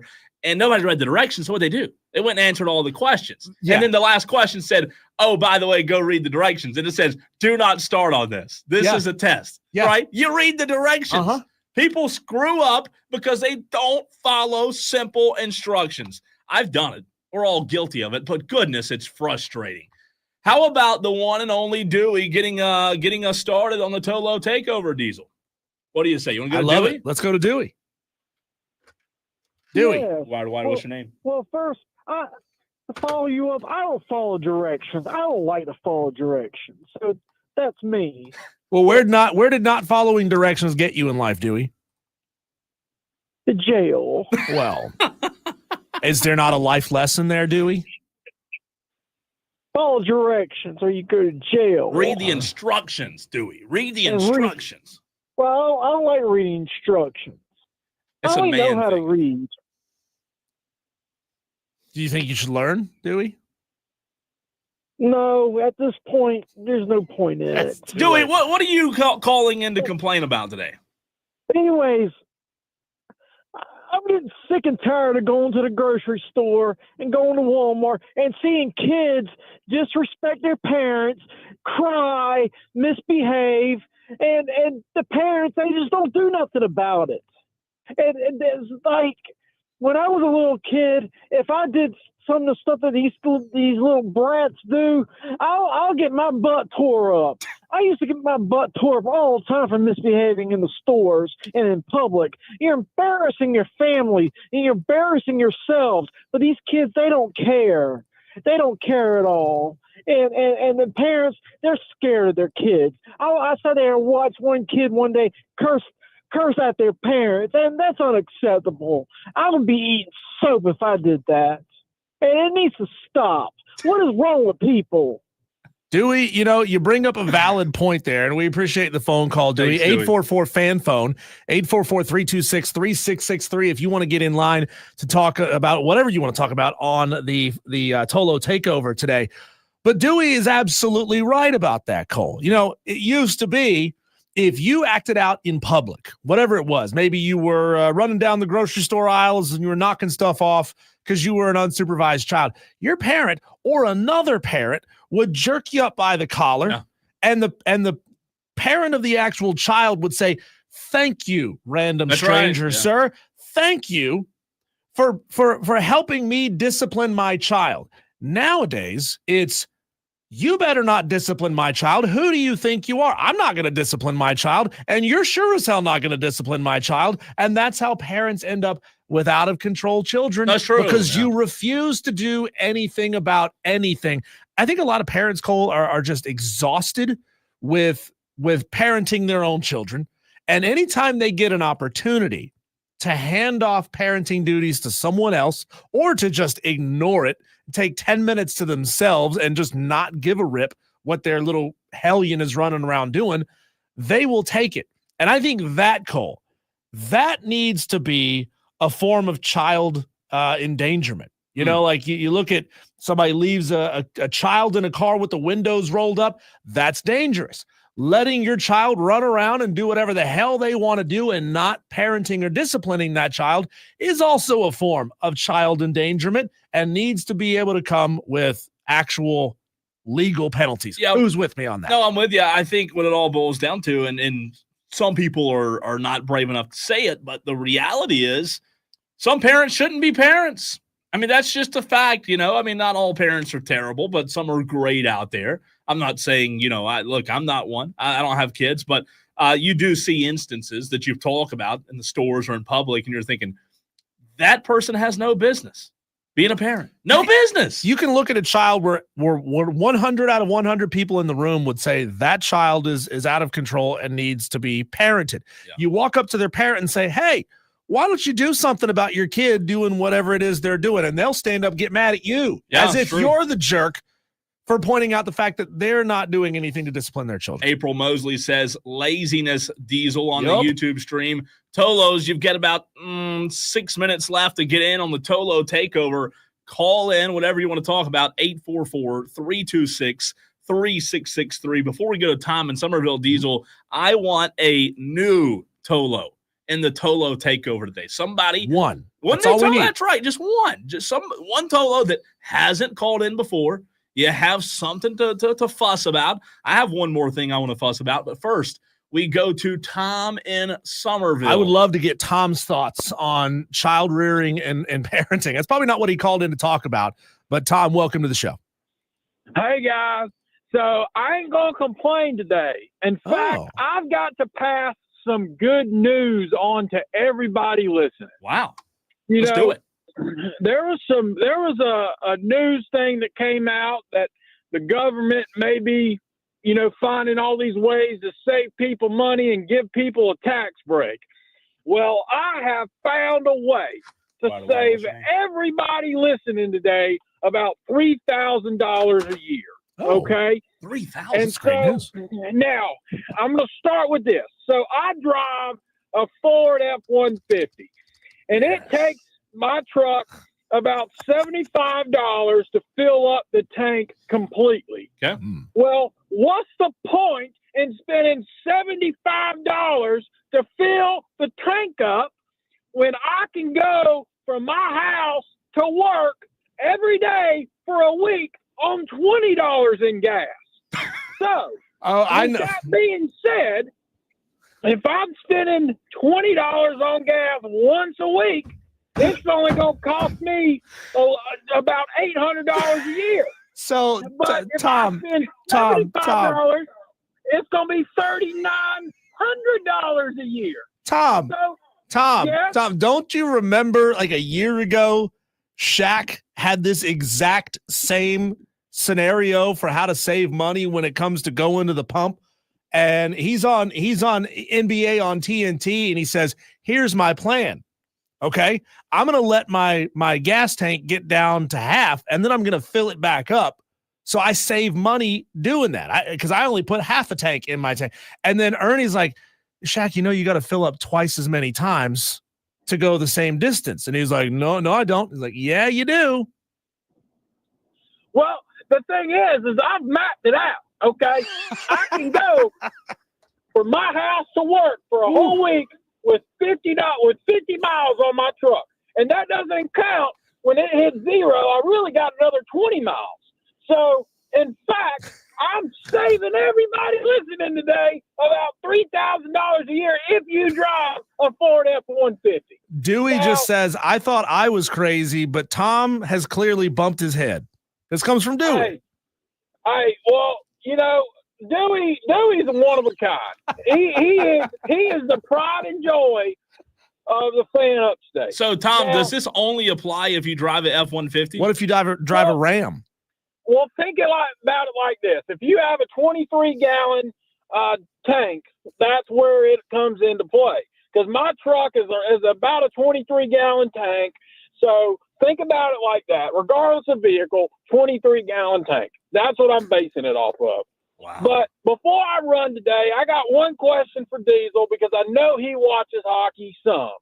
And I'm trying, Diesel, because your favorite underdog has a no-sweat bet tonight for the USA hockey team. Now, I don't even know if I can spell hockey, so if you could just give me your insight on a couple players that I should probably look for tonight to make a play on, because I want to watch the game tonight. Well, Tom, just so you know, ice hockey and field hockey are two different sports. Oh, there you go. But when it comes, I wish I could help you. I wish I could provide some gambling advice for this matchup. I like to, Tom, I like to use the packs. If you haven't been on Underdog for a while and you haven't seen the packs, there are experts, and I say that with air quotey fingers, experts on their site who put together a package of picks for you, and then you can just roll with them if you want to. Also, I think that's a good way to do things. Also, Tom, if you're still listening, FYI, you don't have to gamble just to watch a sport. You don't have to. You can watch it. Says who? I mean, all right, TOLO Takeover continues after Tom let us know that, hey, you can save money by only getting gas a couple of times instead of filling it up. Here's an idea. Why don't you cut a little hole in your gas tank and you drop a brick down inside your gas tank? So now this brick takes up space that you don't have in your gas tank. So now instead of having a 23-gallon gas tank, you got a 22-gallon gas tank. So you're saving money. Eric Hines wants to get in on the TOLO Takeover. What's up, Eric?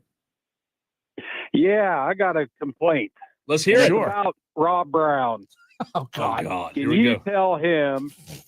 Can you tell him to update his promos? Because on my hour drive to work, 20 minutes of that is listening to Rob Brown on these old, outdated promos, talking about how right he is and what he does, and he always knows the best. He needs some new information to commercials to talk about. Eric, great call. I'm going to put it in the suggestion box right here. I'm going to leave a Post-it note right here on the desk because Rob and I sit at the same station, Eric. So I'll make sure he gets that. Please do. Thank you, Eric. Yeah, that's 2 this week. So, 2 calls this week going at Rob Brown. I know you've got one more to go, Cole. Yeah. You got one more beef. I'm going to break up the beef with a little piece of advice for you. And I shared this advice with you yesterday, and it came true. So I need to share it with other people, okay? So we were at Ingles Markets yesterday. I didn't have lunch before we drove out there to the show down in Powdersville, and I got something from the Chopsticks Asian market. You know, they have like sweet and sour chicken. They have all the different options there. And when you buy that, they give you a fortune cookie. Mm-hmm. Here's always been my policy for how to make sure that your fortune cookie fortune comes true. Okay. And it worked for me yesterday in real time. So you can attest to how true this is. I finished my meal. I open up the fortune cookie. I always break the fortune cookie in half. Don't look at the fortune. You eat the first half of the fortune cookie all the way. Chew it up, swallow it, then look at your fortune. And my fortune said something to the effect of, like, you're going to have a financial windfall this year. And then I'm not kidding you. Like an hour and a half later, I get an email from one of our sales reps asking me if I'm interested and available to endorse a new company, not on this show, but on 93.3 The Planet. So there you go. My theory, Cole, is that if you're patient with your fortune cookie, you eat half, read the fortune, eat the other half, your patience will be rewarded. And it happened yesterday while sitting at Ingles Markets. So I don't know if you guys have any superstitions when it comes to your fortune cookies, but I have mine and it works. I'm telling you. One more. We have time for one more TOLO on the TOLO Takeover. Whatever you want to talk about, you can at 844-FAN phone. Alan wants to get in on the conversation. Alan, what's up, man? I just want to say I'm happy now. I didn't catch his name, but the caller after Tom, who I've heard the frustration in his voice over Rob, like I called in Tuesday, so I was laughing. So I appreciate his calling and it lifted my day. Eric Hines, by the way. Give your credit to Eric Hines. How about that? All right, thank you. Thanks, 844-FAN phone. I'll save my other one for next week because 1 week from today at 5 o'clock, it'll be the TOLO Takeover one more time on Thursdays at 5 p.m. But next, Diesel, we go stock up, stock down on the top NFL free agents this offseason. Free agency opens in a little bit less than a month from today.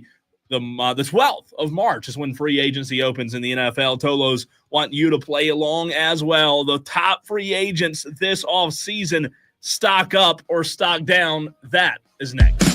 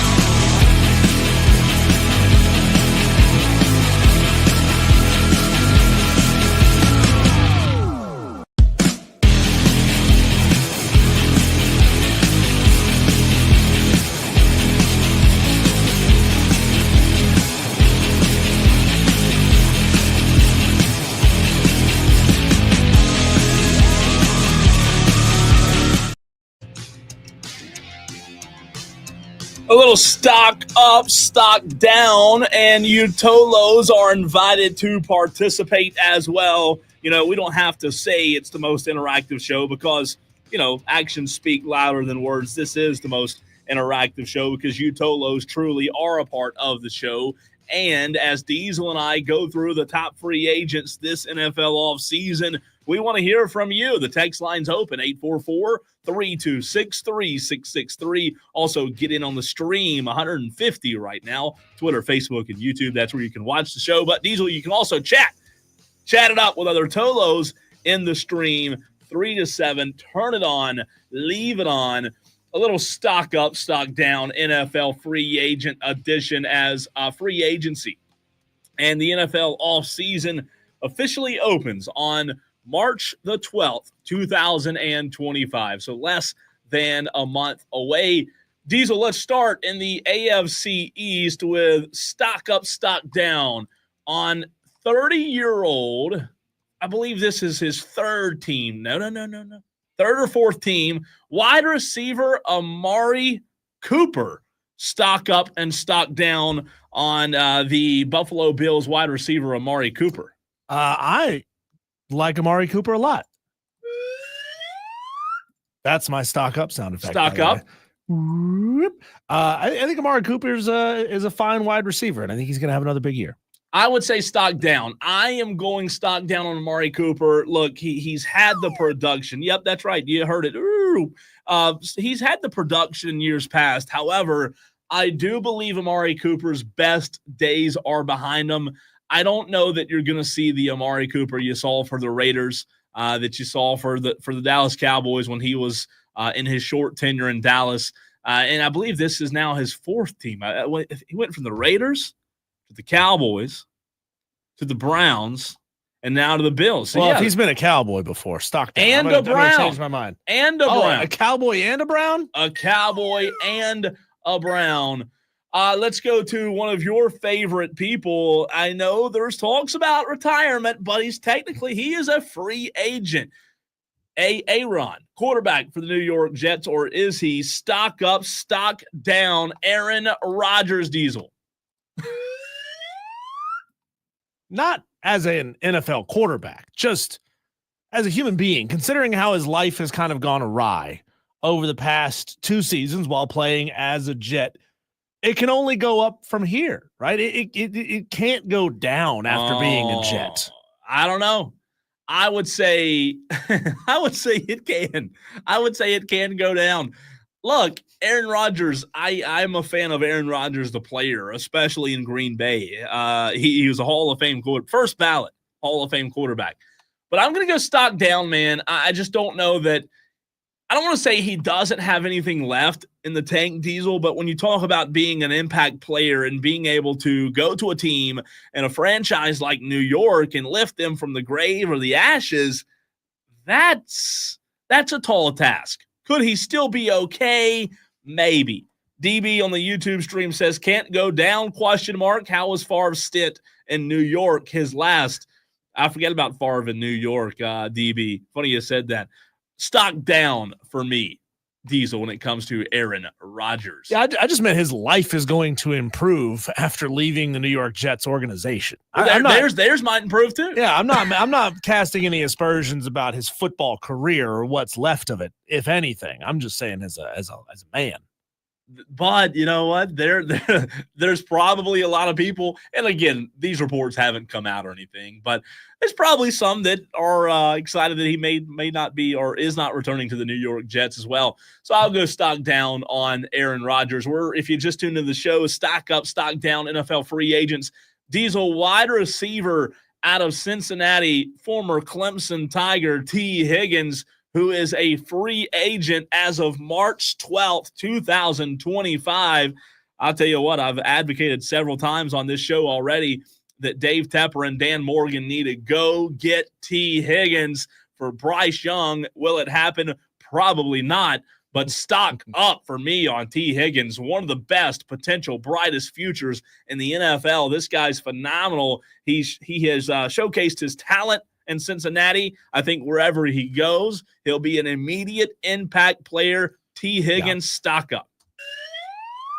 Same for me as well. Stock up, because he's been unhappy in Cincinnati a couple of years. This conversation about won't he be shipped out has been going on for a couple of seasons, and you can't feel good about your career where you are right now if this conversation is always happening, whether you're initiating it or whether the team is initiating it.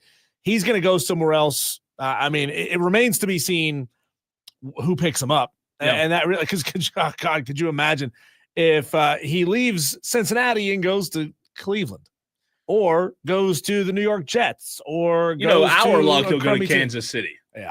Our luck, he'll go to. Now, I will say this.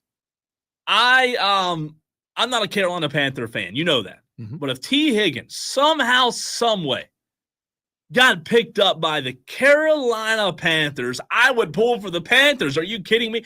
Can you imagine Bryce Young having T. Higgins on the outside, man? I really would. It'd be hard not to pull for Bryce Young and T. Higgins. Two hopefully up-and-coming stars. We'll see. Jury's still out on Bryce Young a little bit, but it'd be a lot of fun, man. I would love to see T. Higgins in Carolina, in Charlotte. One more, and actually this is same conference, Diesel, in the AFC. This one is a player that's probably going to have a mixed bag of results when it comes to stock up, stock down, because you and I love him.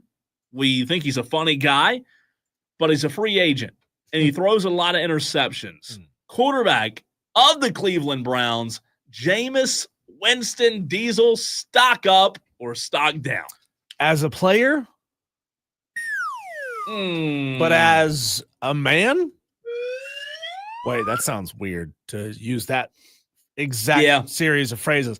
Now, Jameis Winston, I think, as a broadcaster, has a phenomenal career ahead of him. I think he knows it. Yeah, honestly, I think he knows it. I guarantee you, Jameis is getting offers to be on Cruise. I mean, could you imagine pairing Jameis Winston? I know he can't call games anymore because he's, owner of the Raiders, but Tom Brady and Jameis Winston together on a crew. You telling me that wouldn't be fun? You got the GOAT.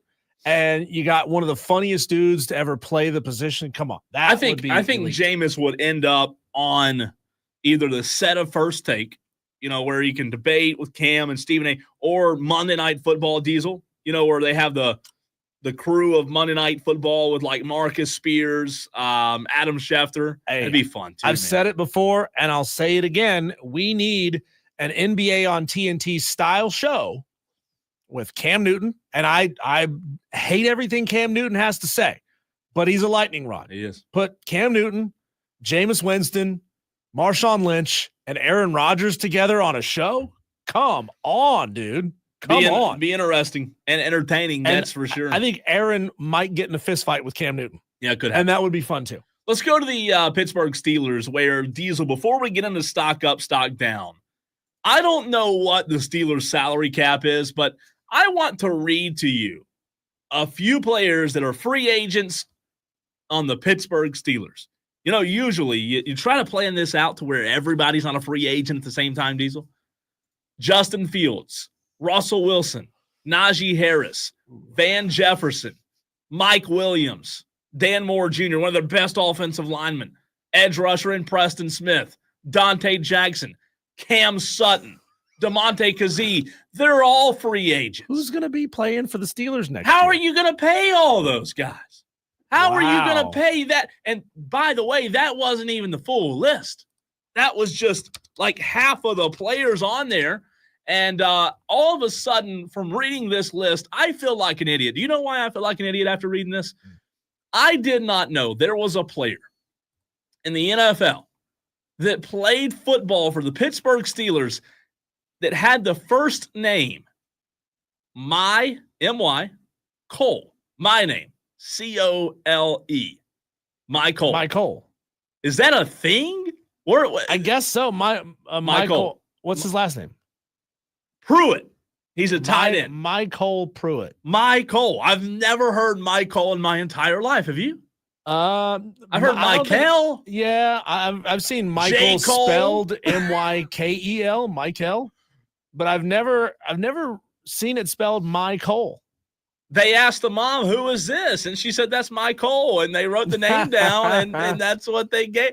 Michael. I've never heard. That's my new favorite player. New favorite player, Michael Pruitt. I did not know that. You learn something new every day. How about that? He plays again for the Pittsburgh Steelers.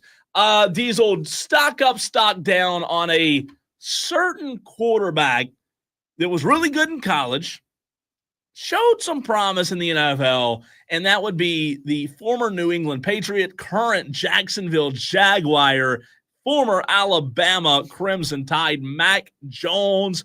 Stock up or stock down. Does Mac have anything left in the tank? No, he It's doesn't. a stock down. It's Yeah. a stock down. I He think doesn't so have too, man. Look, he's 3-4 years away out of any and all goodwill about his ability to play. He has not performed super well at the NFL level, and they keep churning out more and more new quarterbacks. So, sorry, bro, you're going to be a career backup unless something crazy happens and you're on a team. The starter goes down, you get tabbed to come in and play, and you just play out of your mind. His future, his only future as an NFL starter, is like a Ryan Fitzpatrick kind of situation.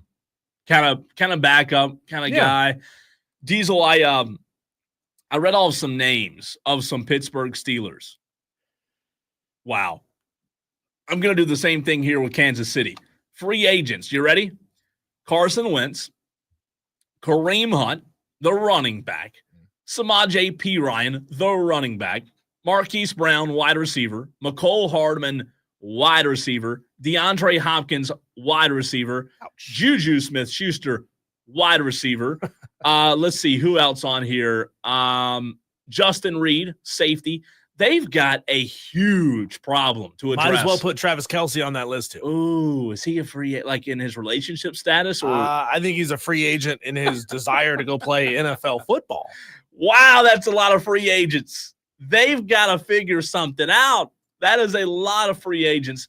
We do know that Zach Martin from the Cowboys, future Hall of Fame offensive lineman out of Notre Dame, will probably retire, so no need to go stock up or stock down. That's a lot of guys, though. I was just reading that list.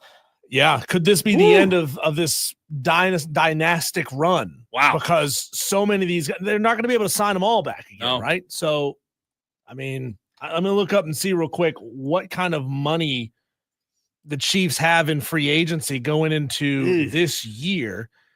The Chiefs have just $7.9 million in cap space. Compare that to the Patriots, who have the most at $128 million. That's a problem, man. So you're not going to be able to spread $8 million around that many players and keep them happy. I'm going to pair these two for one. 2 for 1. You like a 2 for 1? BOGO, buy one, get one, Diesel? I do. You just saw the Philadelphia Eagles win the Super Bowl, right? You just saw these two players each record 2.5 sacks in the Super Bowl. Josh Sweat and Milton Williams, both free agents in Philadelphia. How can the answer here be anything but stock up based on what you saw in the Super Bowl? I mean, it's incredible. Both literally dictated the outcome of the Super Bowl. Stock up for me on both of those guys. And then looking through, obviously there are a lot more free agents out there. You got guys like Teddy Bridgewater. You have guys like A.J. Dillon, running back of the Packers. It'll be interesting to see. Sam Darnold is a free agent. There's a lot. We'll talk. There's a lot of people talking about him. There is. Sure. And we'll talk a lot about Sam Darnold because he was really good this year until late in the year. Until he wasn't. Aaron Jones was really good this year for Minnesota at running back. I don't know why Green Bay let him go. Shaq Thompson, Carolina Panther free agent, right? Xavier Woods, Johnny Hecker, the punter, because everybody needs a good punter.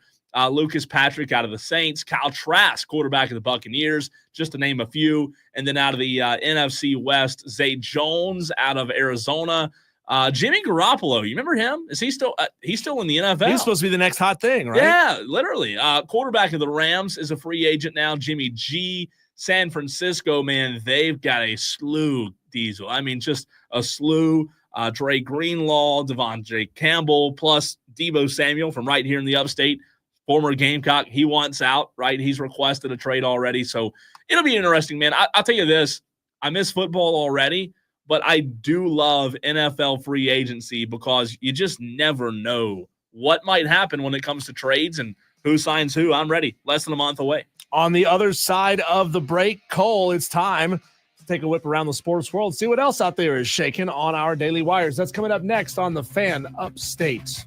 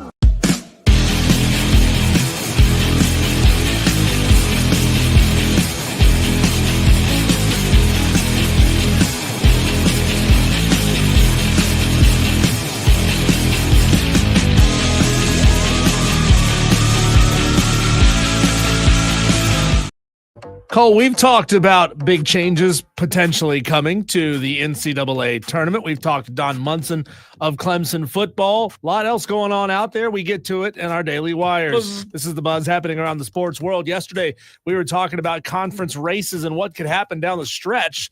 And just like that, as we were talking about Alabama potentially dropping one down the run, they did at Missouri last night.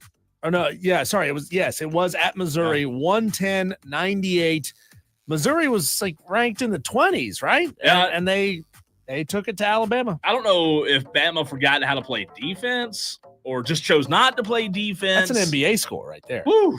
Missouri lit it up. Or they were just hitting everything. But funny we talked about that. We literally said yesterday how many more games will they lose, and we were right. They lost. But Nate Oates will say, well, this was a learning experience, proof that you got to play defense every night. Yeah, you do. You got to play and defense. You said Missouri's coach got on the mic and said, nobody rushed the court, right? Yeah, nobody. He said, no court storming tonight. He took control of the situation. The NFL informed teams yesterday that the 2025 per team salary cap will fall between the ranges of $277.5 million to $281.5 million, way up from last year's $255.4. Is raising the cap the right move? Well, I like it. I like the soft cap, kind of like Major League Baseball has, right? And you know what? I like it because as a Cowboys fan, I hope we actually do something in free agency and use that extra money. But reality is Jerry won't. Steven won't. We won't do anything. Nothing will change. Yeah, but how often in Major League Baseball do we see, and I like the luxury tax in theory, how often do we see the worst teams in Major League Baseball come up and be competitive in a real meaningful way? No, the good teams just get to spend a ton of money. Right. They just get to spend whatever they want, and or they do what the Dodgers did, just come up with weird creative ways to say, well, we didn't actually spend that money. Yeah, what money? Last night, the Hornets beat the LA Lakers 197. Is that a big deal? Or are you concerned if you're a Lakers fan? LeBron, Luka, you got a lot of talent on that team, and you're losing to a real bad Charlotte Hornets team? Yeah, they're real bad, but I will say LaMelo went off last night. Mark Williams played really well. He kind of had a chip on his shoulder last night for Charlotte, being traded to L.A. for all of 5 minutes, Diesel. But, yeah, I mean, L.A. Do you think he just stayed in L.A., like didn't fly back to Charlotte? He's like, if I don't pass this, I got a game. I'll just stay here, hang out on the beach for a couple of days. I think Luka will get his feet underneath them. They'll figure out how to play better. I think, again, one bad loss. They've had a really good season, but I think L.A. and Luka and LeBron and Reeves will figure it out. The Eagles have filled their vacant offensive coordinator job from within. They promoted their pass game coordinator and associate head coach Kevin Patullo.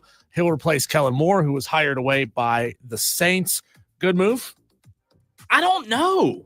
I just don't know enough about Kevin Patullo. I'm surprised by it. I'm surprised they didn't go out and try to make a splash hire, Diesel, Philadelphia. But you know what? It remains to be seen. It shows faith in the guys that you'd have. Interesting hire there. Hey, I mean, who are we to say that we know more about this team than head coach Nick Sirianni? Then again, Cole, it's literally in the promos, in the advertising for this show.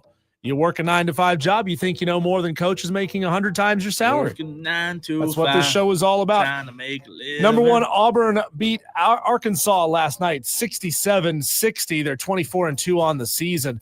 I mean, contrast the fact that Alabama gave up 110 points and Auburn gave up just 60 against a game Arkansas, against the Coach Cal coached Arkansas team. He did. You're right. They did. That shows why they're the best team in the country. They play defense. These have really good offense. Well coached. Bruce Pearl's fantastic. Auburn, man, I'm not saying they're going to win it all, but they've got as good of a shot as anybody. They're so good defensively. And you know what? I like the way they play. It doesn't have to be high scored, and they can get it done. South Carolina Gamecocks are off to a 5-0 start. They beat Queens yesterday, 7-2 in the pouring down, frigid, cold weather in Columbia. They're back in action this weekend, hosting Milwaukee. Roads last night got snowy in Chapel Hill, and North Carolina offered free tickets to anyone in the area who could walk to the arena in their matchup against North Carolina. A snow-buried Chapel Hill, otherwise known as any random Tuesday in winter in Boone. And I wondered why it was packed. There were a lot of people. People seemed excited. but it was free. You know what? I like that. We suck. Come for free. And guess what? We played well last night. In case you missed it, veteran quarterback Andy Dalton has been instrumental in developing Bryce Young. And on Tuesday, the Carolina Panthers made sure that would continue. They re-signed Andy Dalton, who's 37 years old, to a 2-year contract. Terms were not disclosed, but a source told Adam Schefter the contract is worth $8 million, including $6 million guaranteed, and has a max value of $10 million. As a Panther fan, I'm happy about it. Andy Dalton, fine quarterback. He won you a couple games when Bryce Young had to be benched. I think it's a good move from the Carolina Panthers. Congratulations to Dan Morgan for getting this one done. Coming up tonight at 8 o'clock, Team USA versus Team Canada. This one, Cole, is for all the marbles or, I don't know, pine cones, whatever they play that game with in Canada. Losers. I hear if the U.S. wins, they get a tanker truck full of Canadian maple syrup. If Canada wins, we have to send over a tanker full of Vermont cheddar cheese. Major League Baseball is debuting automated balls and strikes in spring training. It's going to be used in 60% of spring training venues, including ballparks used by the Yankees, Phillies, and Blue Jays. Finally, it's about time. Automated balls and strikes. No, I'm with you. I love it. Bring it on. I mean, you said it. It's been a long time coming, man. This technology just come out or something? We just now learn about this? No, I'm glad. I'm excited. It should be interesting to see. And congratulations to South Carolina's Oscar Attaway III. He was named to the SEC Leadership Council. That means he will have access to SEC officials. He'll be able to communicate with the conference office on issues related to student-athlete experiences and student-athlete wellness and playing rules. One more hour to go. I'll tell you how you can win a trip to Las Vegas next, and then we'll talk a little NASCAR in Atlanta Sunday with Shane Connuck of the Charlotte Observer. That is next.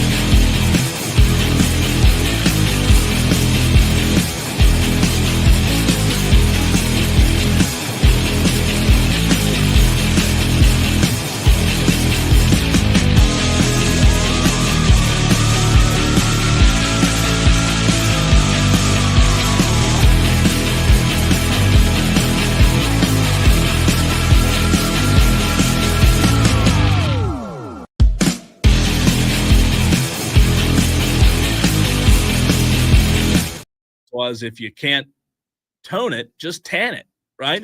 That's my saying. If you can't tone it, just tan it. Cole, have you ever used, tell me the truth here. Yeah. Have you ever used like rub-on tan? No, like lotion? Yeah, there's products that you can rub on your skin. Like it comes with like a mitt that you put it on the mitt because you don't want your hand to turn orange. And then you just rub it on your skin and you get, it's like fake tanner. No, but I have like at the beach put on like things that they say helps the sun, tan you bad. I don't know. Like baby oil? Kinda. Okay, Diddy. Kinda. I mean, I'm just telling you. But I've done good this week. I really am trying. You're right. Less carbs. I think I've had the best week I've had in a long time. Meat, no carbs, working out. Truth is, it's protein, it's smaller meals, snacks in between. You got to keep your blood sugar even. Well, the good thing is, I tell you what, man, I've done really well with. I shot 3. I know this might, be bad radio for some, but I have a lot of deer meat. So I said, you know what? I can save a lot of money and eat healthy and not go eat out, right? Not go to Chick-fil-A, not go to Wendy's. Eat what you have at home. Eat healthy. It's low in fat. So I've been trying to do that, trying to eat a lot of protein, less carbs. But you're right. It's tough. It really is tough. We're joined on the stream right now by Shane Connuck of the Charlotte Observer. You jumped in at a weird time, Shane. Yeah, you really did. And to bring you in on kind of a daily conversation, Cole and I always talk about food. He will not eat things like custard or sushi, but the dude loves eating venison that he gets himself out in the woods. What do you think, Shane Connuck? Weigh in on the subject. What is more exotic? Sushi, raw fish, or deer meat? I'm a picky eater, so it's you're asking the right guy this question, dude. I'm with you about sushi. It's not a food I'm going near. I'm glad I got Shane on my side, baby. Come on, Shane. You live in Charlotte. You live in a bougie city. You got to get on the sushi train, man. Sushi, poke bowls, like all the stuff that you look. As somebody who's been kind of new to the South, Bojangles and Zaxby's and certain things are enough. Yeah, Bojangles, man. Like that's all you need in life, Right. Some sweet tea and Bojangles on the Sunday. It's all you need. And look at Shane Connuck on the stream in his Maryland gear. Graduate of Maryland, is that right, Shane? Yes. I didn't lie, did I? Okay, good. Just making sure. Your thoughts? We didn't have a chance to talk to you after the Daytona 500. Obviously Atlanta is a big race on Sunday, and we'll get into that. But your thoughts on what you saw Sunday in Daytona? I had Bob Pockris of Fox Sports grade the race in terms of the grading scale, A, B, C, and I want you to do the same, Shane. And you cover NASCAR for the Charlotte Observer, so now that we've had a few days to let the Daytona 500 sink in, how would you grade it? It's a solid A-. It's very, very strong this year, a strong race. There's a little bit to be desired, but it was a show, and it had the timing all work out that you had around 7, 8 o'clock at night. You have several wrecks toward the end. You have a big name of the sport end up winning it. Obviously, I'm not giving it the home run of the A+ of the best ever because, it ended up being how did William Byron just happen to be in the position to be the winner and many other questions, but the fact that we're having these conversations, the fact that we have this many questions, another fun Daytona 500. Shane, help me out here. Was Maryland still in the ACC when you graduated, or had they already moved to the Big Ten? Yeah, no, we've been a Big Ten school as long as I've been in the era of it. And, tonight, a real authentic Big Ten basketball matchup as the Terrapins take on Southern Cal. In a conference game. Come on, like I know that you were a Big Ten guy because you were Big Ten. Maryland was Big Ten while you were there. But does part of you feel like that's just a little bit wrong? Like, do you feel like you really ought to be an ACC school? Obviously, yes, but that's the reality of college athletics now. So many of these matchups are newer conference matchups becoming rivalries of some sort. So just the name of the game around college athletics. But yeah, we had a lot of Maryland, Illinois games and the Nebraska Cornhuskers coming into town. Not much geographic similarity at all. Illinois is a really good team. I watched them a couple of weeks ago. I can't remember who they were playing, but I'm with you. I think Maryland, when I think Maryland, I still think ACC. I really do. Your thoughts, Shane, when it comes to NASCAR and what we saw Sunday with a 4+ hour rain delay, right? And once like you said, once the action got back going, it was a really good race, and William Byron got the win. But your thoughts on just how it seems like with Daytona and super speedways, it always comes down to not who's the best driver, but who can avoid the wreck the best. And again, not to take any credit away from William Byron, but that's what happened on Sunday.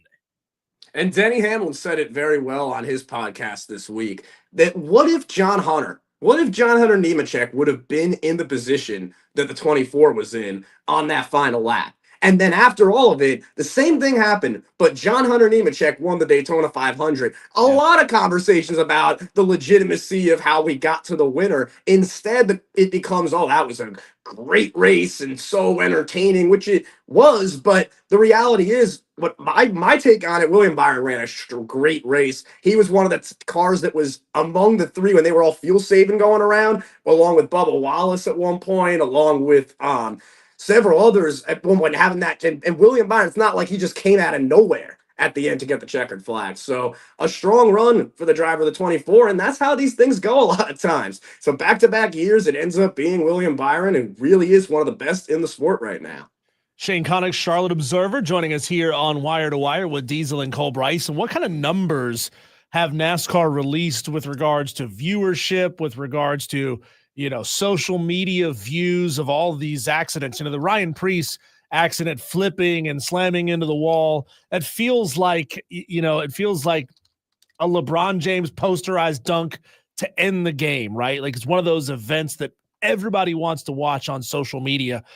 I mean, for lack of a better way of putting it, are big wrecks good for NASCAR?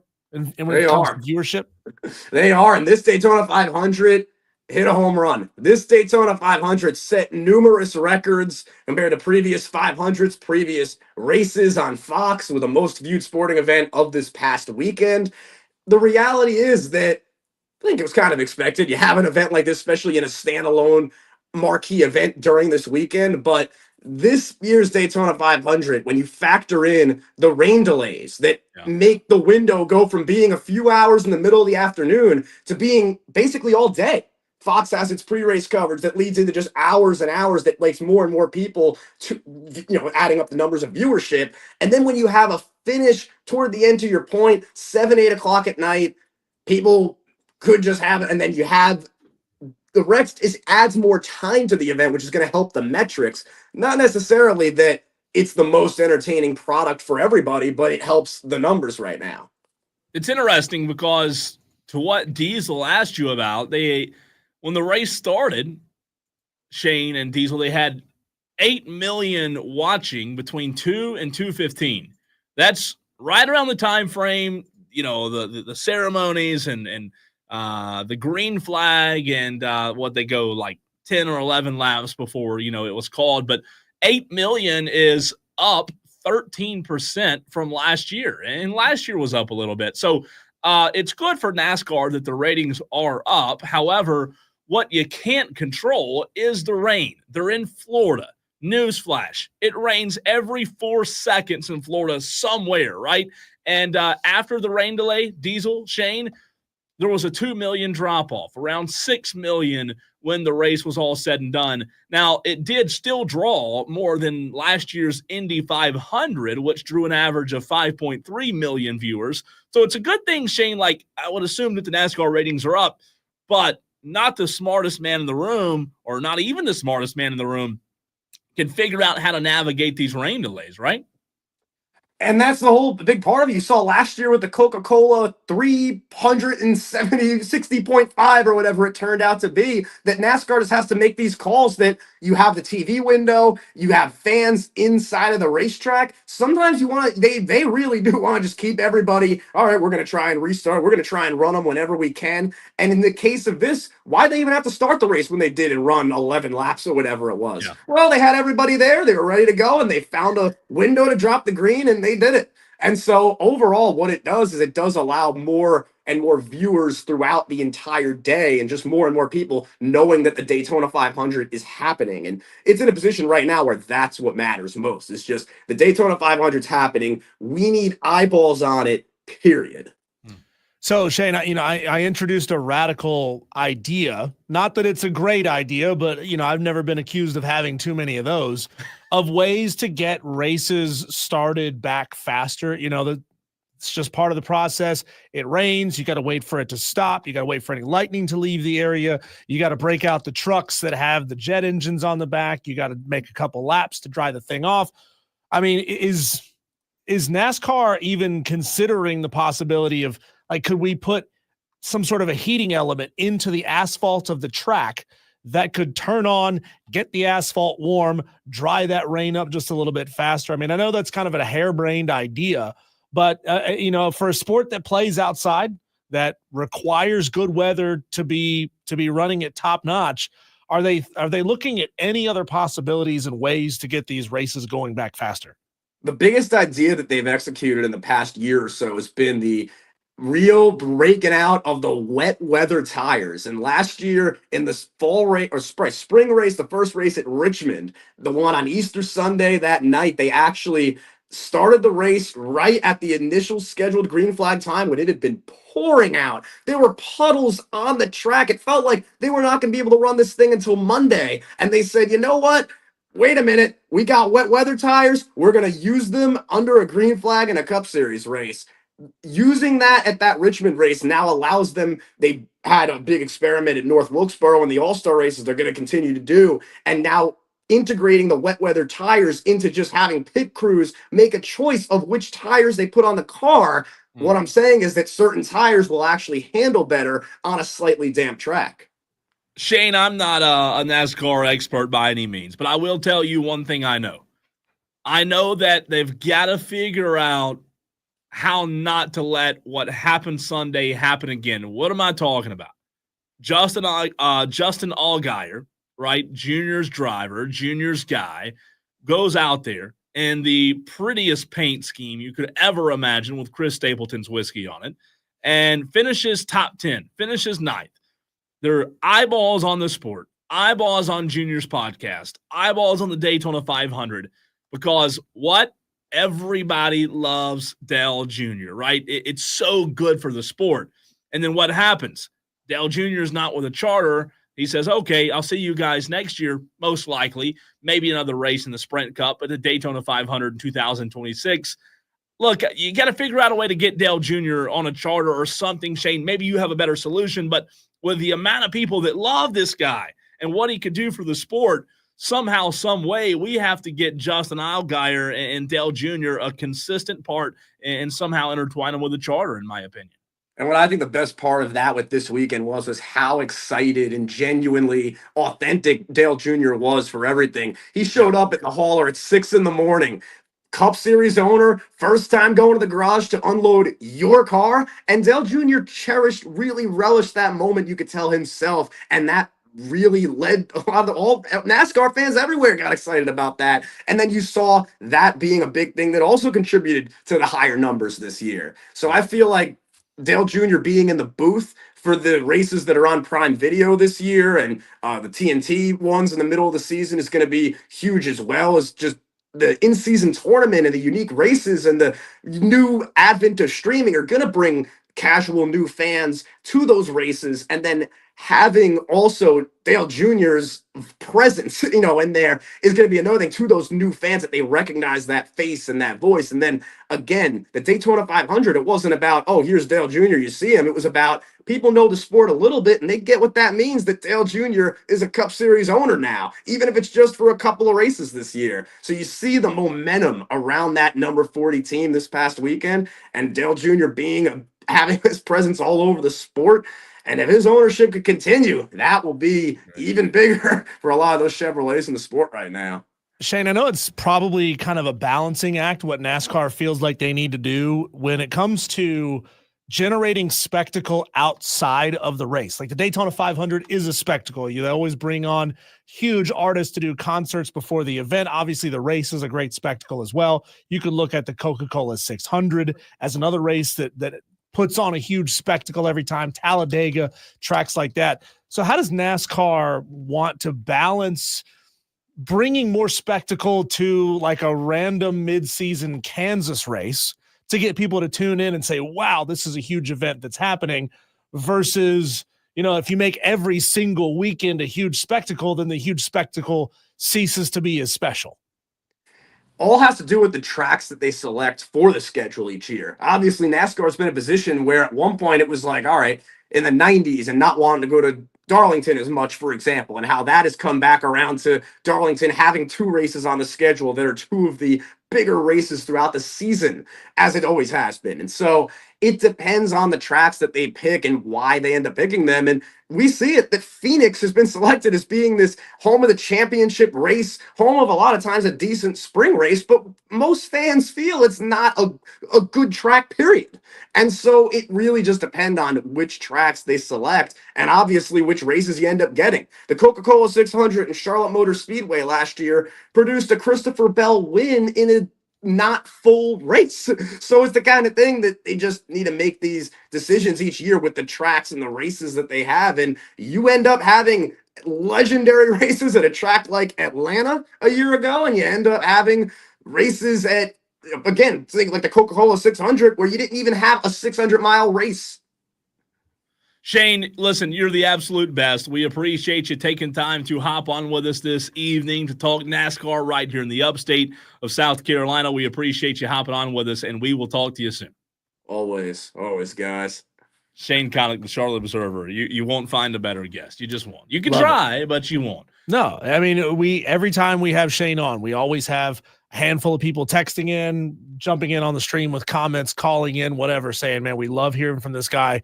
We love his enthusiasm for the sport. And that's what helps grow this thing, right? It was grassroots that grew NASCAR in the first place. And somebody needs to tell the higher ups, the muckety mucks within NASCAR, it's not necessarily big spectacle and what artists you can bring in to which races to make people tune in and pay attention. It's just about authentic people being excited about the sport. You know what? It's interesting you brought that up, because I'd go periods of time without being interested. One of my best friends is a NASCAR junkie. So every time I talk to him, Diesel, guess what we end up talking about? It's NASCAR. It helps me to follow the sport better when I can lean on him and ask him questions and learn, because I'm not the brightest bulb in the box when it comes to NASCAR. I'm not DD. Well, the question is, what's more fun? Is sitting at home watching a few minutes of NASCAR on your couch more fun, or is it better to link up with a couple of buddies who also love NASCAR and go to the race? Yeah, and I want to. I really do. Real quick, breaking news before we hear from Don Munson. Listen to this. This is cool but weird. NFL, MLB, NCAA, and NASCAR have released their support for a bill, Diesel, that would give law enforcement the ability to disable drones during games. Disable. Does that mean shoot down? Because it sounds like. I mean, you could blast them with an EMP blast and take them on down. That's no drones. That is interesting. We'll talk about that tomorrow. But we had a great interview with Don Munson. That is next.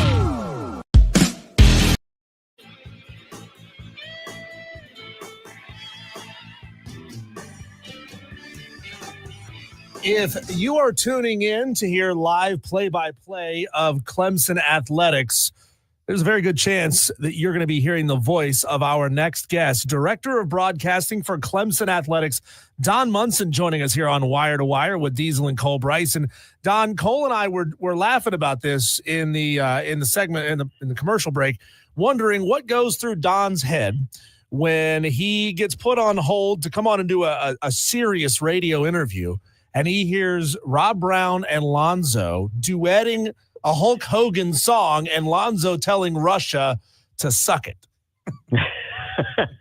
Well, that's just talk radio today. I mean, there's nothing new about that. I mean, come on.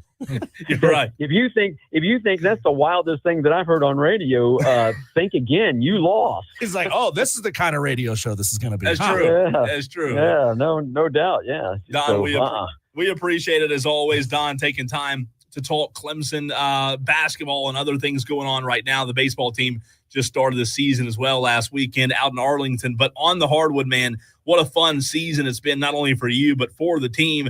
The first thing that when you think of Clemson basketball and what has impressed Don Munson the most as someone who has been courtside, seeing the action night in and night out, what would you say has impressed you the most thus far about what Brad Brownell's squad has done?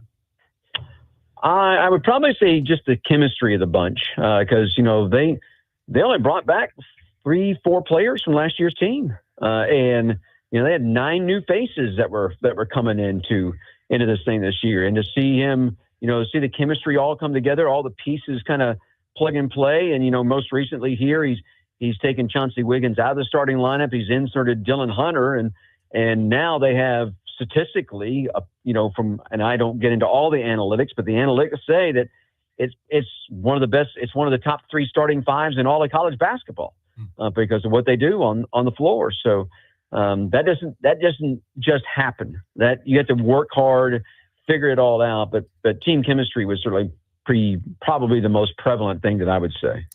Don, what is Brad Brownell doing to emphasize scoring off the bench? Chauncey Wiggins was fantastic off the bench on Saturday against Florida State.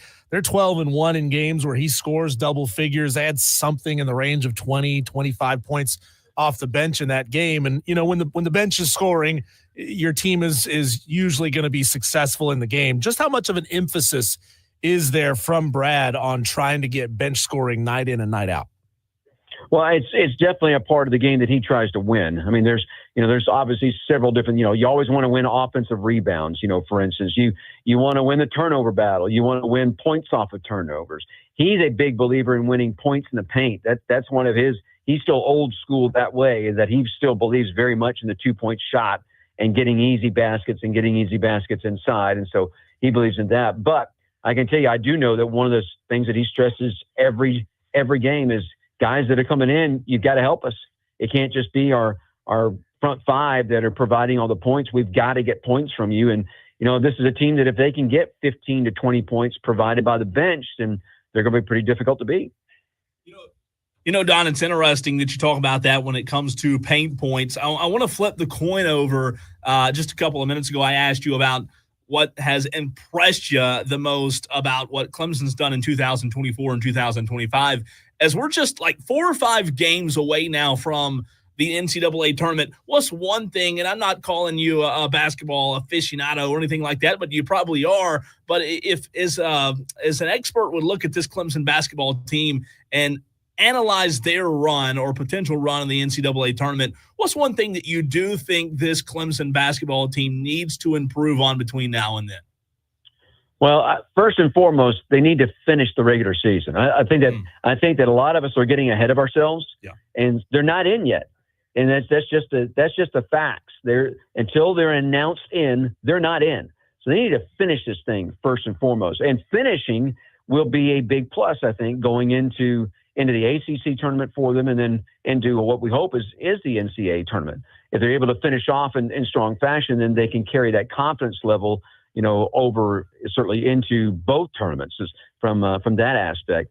When you really look at this team, all right, what are things that they can do to really better themselves and really put them in a prime spot and make themselves a real threat to do maybe what they did last year, get to an Elite Eight or hopefully beyond that, then I think the biggest thing that they need to do is value the basketball. And I think at times this is a team that just turns a ball over too easily. That, and I think they need to get better in points in transition. They need to figure out a way. This is not I wouldn't say this is a stellar team in the fast break. And if they can do one thing and get a little bit better, I would also put my finger right there. They need to get better at scoring in fast break opportunities.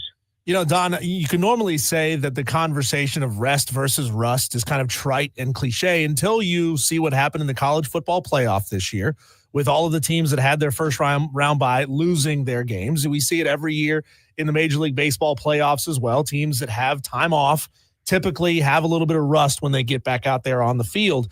When it comes to having a week between the Florida State game last Saturday and SMU on the road this coming Saturday, what is Brad doing to try to fight off some of that rust to make sure having extra time doesn't slow his team down, weigh down their legs, things like that? Right. It's funny because I stepped out of practice to come in and talk with you all. So I've been in there watching practice for about the last 45 minutes. And if you watch practice, you would understand what he does. I mean, I can tell you the group in there right now, it is intense. And they are going hard at one another. That's the difference between football and basketball, I think, is that football, sometimes they'll do a period or two of good on good.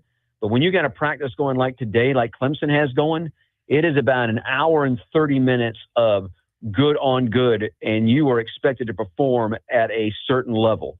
Basketball is different in that, football is considered much more of a contact sport, and it's big bodies running into, but, basketball, I think is just as much a contact sport, if not more than football, just because of all the bang of the bodies that you have inside and getting up and down the floor. But I can tell you one of the things that Brad, like this week, Brad on Monday and Tuesday, he broke the team down and they worked a ton on fundamentals on offense and fundamentals on defense. He gave him Wednesday off. He comes back today and he's going at him hard today. Now, it won't be so much tomorrow because obviously he'll take him through kind of a light practice. We'll fly out to Fort Worth. We'll do a shoot around once we get on the ground there in Fort Worth, as a matter of fact, at the gym, and then head over to the hotel. In the morning, on Saturday morning, they'll get up, go back over, do a little shoot around, run through some last minute things there in the gym, come back, pregame meal, and then it's game time. But I can tell you that the basketball aspect of this allows you, I think, to go much harder at players than necessarily you can in football. Don, you know a little bit more about SMU than the common listener out there that maybe even be a Clemson fan. This is one last opportunity for Clemson to get a quad win or a quad one win on Saturday out in Texas. What, in your mind, from what you've heard, what you've seen, maybe, leads you to believe that SMU could pose a threat to Clemson? Yeah, they definitely can pose a threat to Clemson. I mean, I watched them intently last night in their destruction of Notre Dame in the 97-73 game that they had on the road. So I think for SMU, they are now 6-1 on the road, maybe 5-1 in league play, but I think 6-1. Clemson's 6-1 on the road as well. So both of these teams have played extraordinarily well on the road. The question with SMU, I think, on Saturday is what is the Wake transfer going to do? Boopy Miller, is he going to be ready to go? He suffered a pretty severe foot bruise, did not play in last night's game. It was his second game that he missed because of the foot bruise. So will he be back and going after Clemson on Saturday? But they've got some scores. I mean, you put 97 points on a board, that means that they know how to shoot the basketball, score the basketball, and they're very tough inside their building. And they're gonna have the crowd advantage. Make no mistake about that. And Clemson needs to kind of toughen themselves up a little bit. Now like I said, they are 6-1 inside the league, so they've been able inside the league to go and win games. But this is going to be a little bit of a different environment than say they faced at Florida State or they faced at Miami. Pitt was a pretty good environment. NC State was a pretty good environment when we were on the road there. But you better buckle up and bring it, because if you don't, they'll run you out of the building. Don Munson, Director of Broadcasting, Clemson Athletics, joining us here on Wire to Wire with Diesel and Cole Bryson. A little compliment to pass along for you. Kane, one of our listeners, P1 Armada Elitist, says, Don Munson, you're a legend. Just thought you might like to hear that one. Don, can we get some of your initial reactions, not only to the proposed changes in the college football playoff scenario, but also the NCAA tournament. There's some, rumblings of maybe expanding this thing to 76 teams. We spent the last segment talking about how these additional 8 spots, while they may go to the elite mid-majors that deserve to get in who don't get in because they don't win their conferences tournaments every time, versus how many of them are just going to be big brands, like a middle of the road, for example, this season, North Carolina, a team that probably doesn't deserve to get in but would get in because of their brand. What were your thoughts as you're reading up on this? Well, let's be real truthful. If you don't think that the expansion in all of this is to get the big brands in, then you're crazy. I mean, you are. That's what the whole purpose of this is. It's to get the bigger name schools in, to get the Power 4 conferences, get them more schools in so they can get paid better. I mean, let's be really honest. That's what this is about. What I would be in favor of, if they're going to expand this, is that the first 4, the play-in games, as I still call them, because that's what they are. You're playing to get a seed, and they're a play-in game. So that's exactly what it is. I can never understand why the play-in games, the way that they do them right now, aren't for the 16 and 15 seeds. Why is it that we're playing games where a team has to be an 11 or a 10 seed and then go and play somebody after playing on a Tuesday, either on a Thursday or a Friday? Why is that? I mean, that's just stupid is what that is. So if they're going to expand it, then let's make the first round of these things, the seeds to be the 16 and the 15 seeds. That's what these games need to be. And, I'm sorry that if some of the smaller conferences get frowned upon and get looked down upon, that's unfortunately life isn't fair. $100 million, $10 million companies can't tell $100 million companies what to do. And so I would be much in favor if it was going to go along those routes.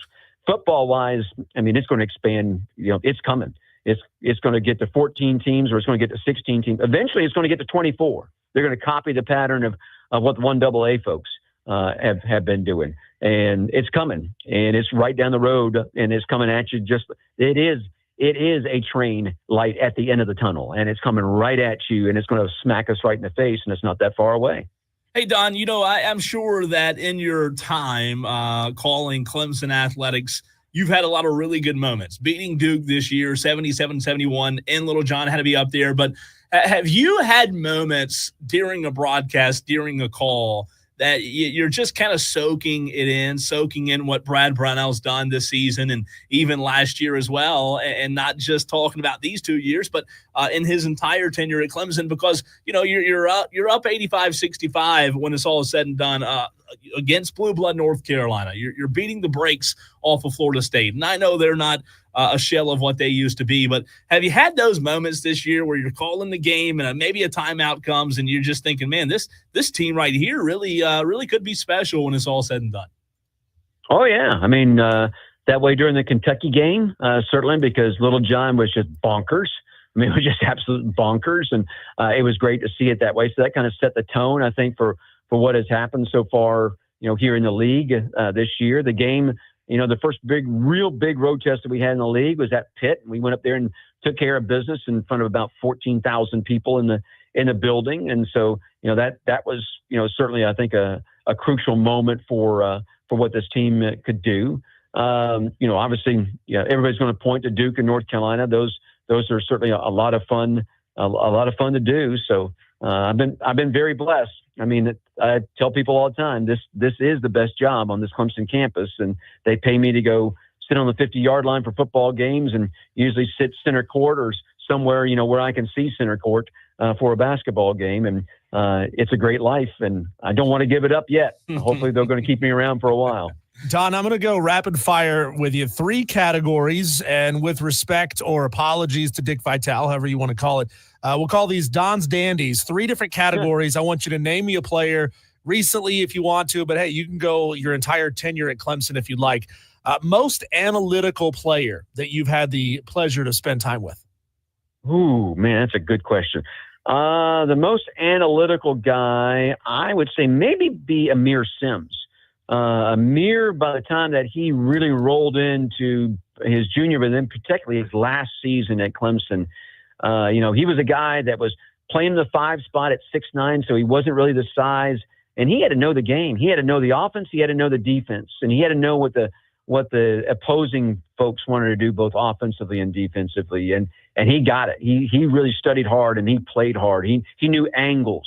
Angles are a lot of things that people don't understand in the game of basketball, man. If you understand angles, then you can play this game and you can cause a lot of disruption, both defensively and offensively on the floor. How about most school spirit? We bemoan the guys that don't love their school as much as they used to. Who embodied Clemson through and through the most? Are we talking in any sport? Sure, any sport. I would say maybe Blake Miller, the guy that used to play third base for Clemson. Blake was a guy, obviously came in as a freshman, wasn't a transfer in. He came in and just kind of developed through the program. And by the time that it was all said and done here at Clemson, man, you could see he bled it. I mean, he absolutely bled it. But Blake would be one of those guys. Dwayne Allen would be another one that I would also point to, the tight end at Clemson. There's not too. He may be my all-time favorite Clemson football player. And then part of the reason was because he bled it. I mean, he was a guy and he made a 180-degree turn from when he started here at Clemson to what he finished at Clemson. I mean, Coach Sweeney talks about it all the time. He was ready to kick Dwayne out. And Dwayne finally, the light came on for him and he got it. And he got what Clemson was all about. And still a great representative of Clemson. And my last one for you, Don, most likely to become president of the United States. Just a guy that you knew had something special to him that was going to go a long way in life. Me. No. Let's see. Cliff Hammonds would be one of the ones that would be up there that I would say would. Jordan Roper would be another one. I think you have to have a certain personality if you're going to be the president of the United States and be able to run things well. You got to have confidence in yourself, carry yourself a certain way, be able to organize things. But those two guys right there, I would maybe point to. I'm trying to think. Eric McLean's probably going to be upset if he hears this that I didn't mention his name. But those would be guys that I would. Patrick Boyd would be another one. Former baseball player here. He's got a great business that he runs right now. Very much a great business mind, and I think that you've got to be a little business oriented if you're going to take the reins of a country and run it. Don, fantastic stuff as always, man. We really appreciate you taking time to hop on with us. Have fun the rest of the season, and we will do it again soon, man. All right, sounds good. Always appreciate having me on and spreading a little gospel to the Clemson Tigers. Go Thanks, Tigers. Don Munson's the absolute best broadcaster, director of broadcasting, rather, for Clemson. You heard him right here on the Fan Upstate.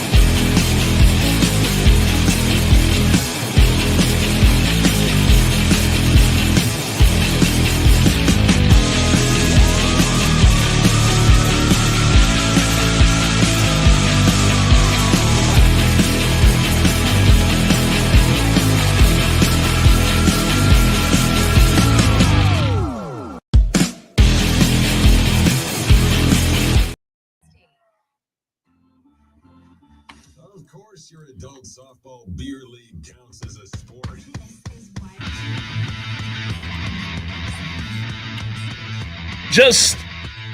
Just a few moments remaining in today's show. Appreciate you Tolos for Toloing, which means turn it on and leave it on.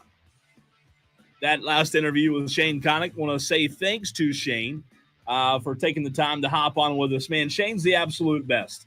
And if you haven't done so already, make sure you give Shane a follow on Twitter at Shane_Connuck. I know you may not be the biggest NASCAR fan, but guess what? It helps to know what's going on. It helps to know, who the best is right now. If you and your buddies are talking at work and they start talking NASCAR, you don't want to look like the idiot in the room, right? You want to look like the guy that has it all together, and you can look like that guy by just listening to Shane Connuck, man. Like I said, the absolute best. Always appreciate him joining Diesel and I. Diesel slipped out a little early, and I want to ask you, Tolos, the same. Are you watching the hockey game tonight between USA and Canada? 844-FAN phone, 844-326-3663. I think this is fantastic. What's happening with this hockey match? I will say, number one, I think other sports should adopt exactly what the NHL is doing when it comes to their all-star game. The second thing I would say is this game bigger than the Stanley Cup? And I don't mean that in a bad way by any means. So don't send your hateful comments my way, but is this game that's happening tonight, or this hockey match rather, between USA and Canada? I about said USAA, not the insurance company. But it feels as if this game tonight might be bigger than, I don't know, the world championship that happens every single summer. And that's not a bad thing. I think it just goes to show what you could do if other sporting leagues adopted the same all-star format, because Lord have mercy, the other ones stink. They're absolutely terrible, right? They're no good. The other sports out there, I mean, the NBA All-Star game this past weekend, oh my word. How do you even watch? How do you even watch such a thing? It was just bad, hard to watch. But I'll tell you what, Tolos, we'll do it again tomorrow right here on the Fan Upstate. Appreciate you, Tolos, for turning it on and leaving it on a Friday edition of the show. Tomorrow, 3 p.m. Tolo.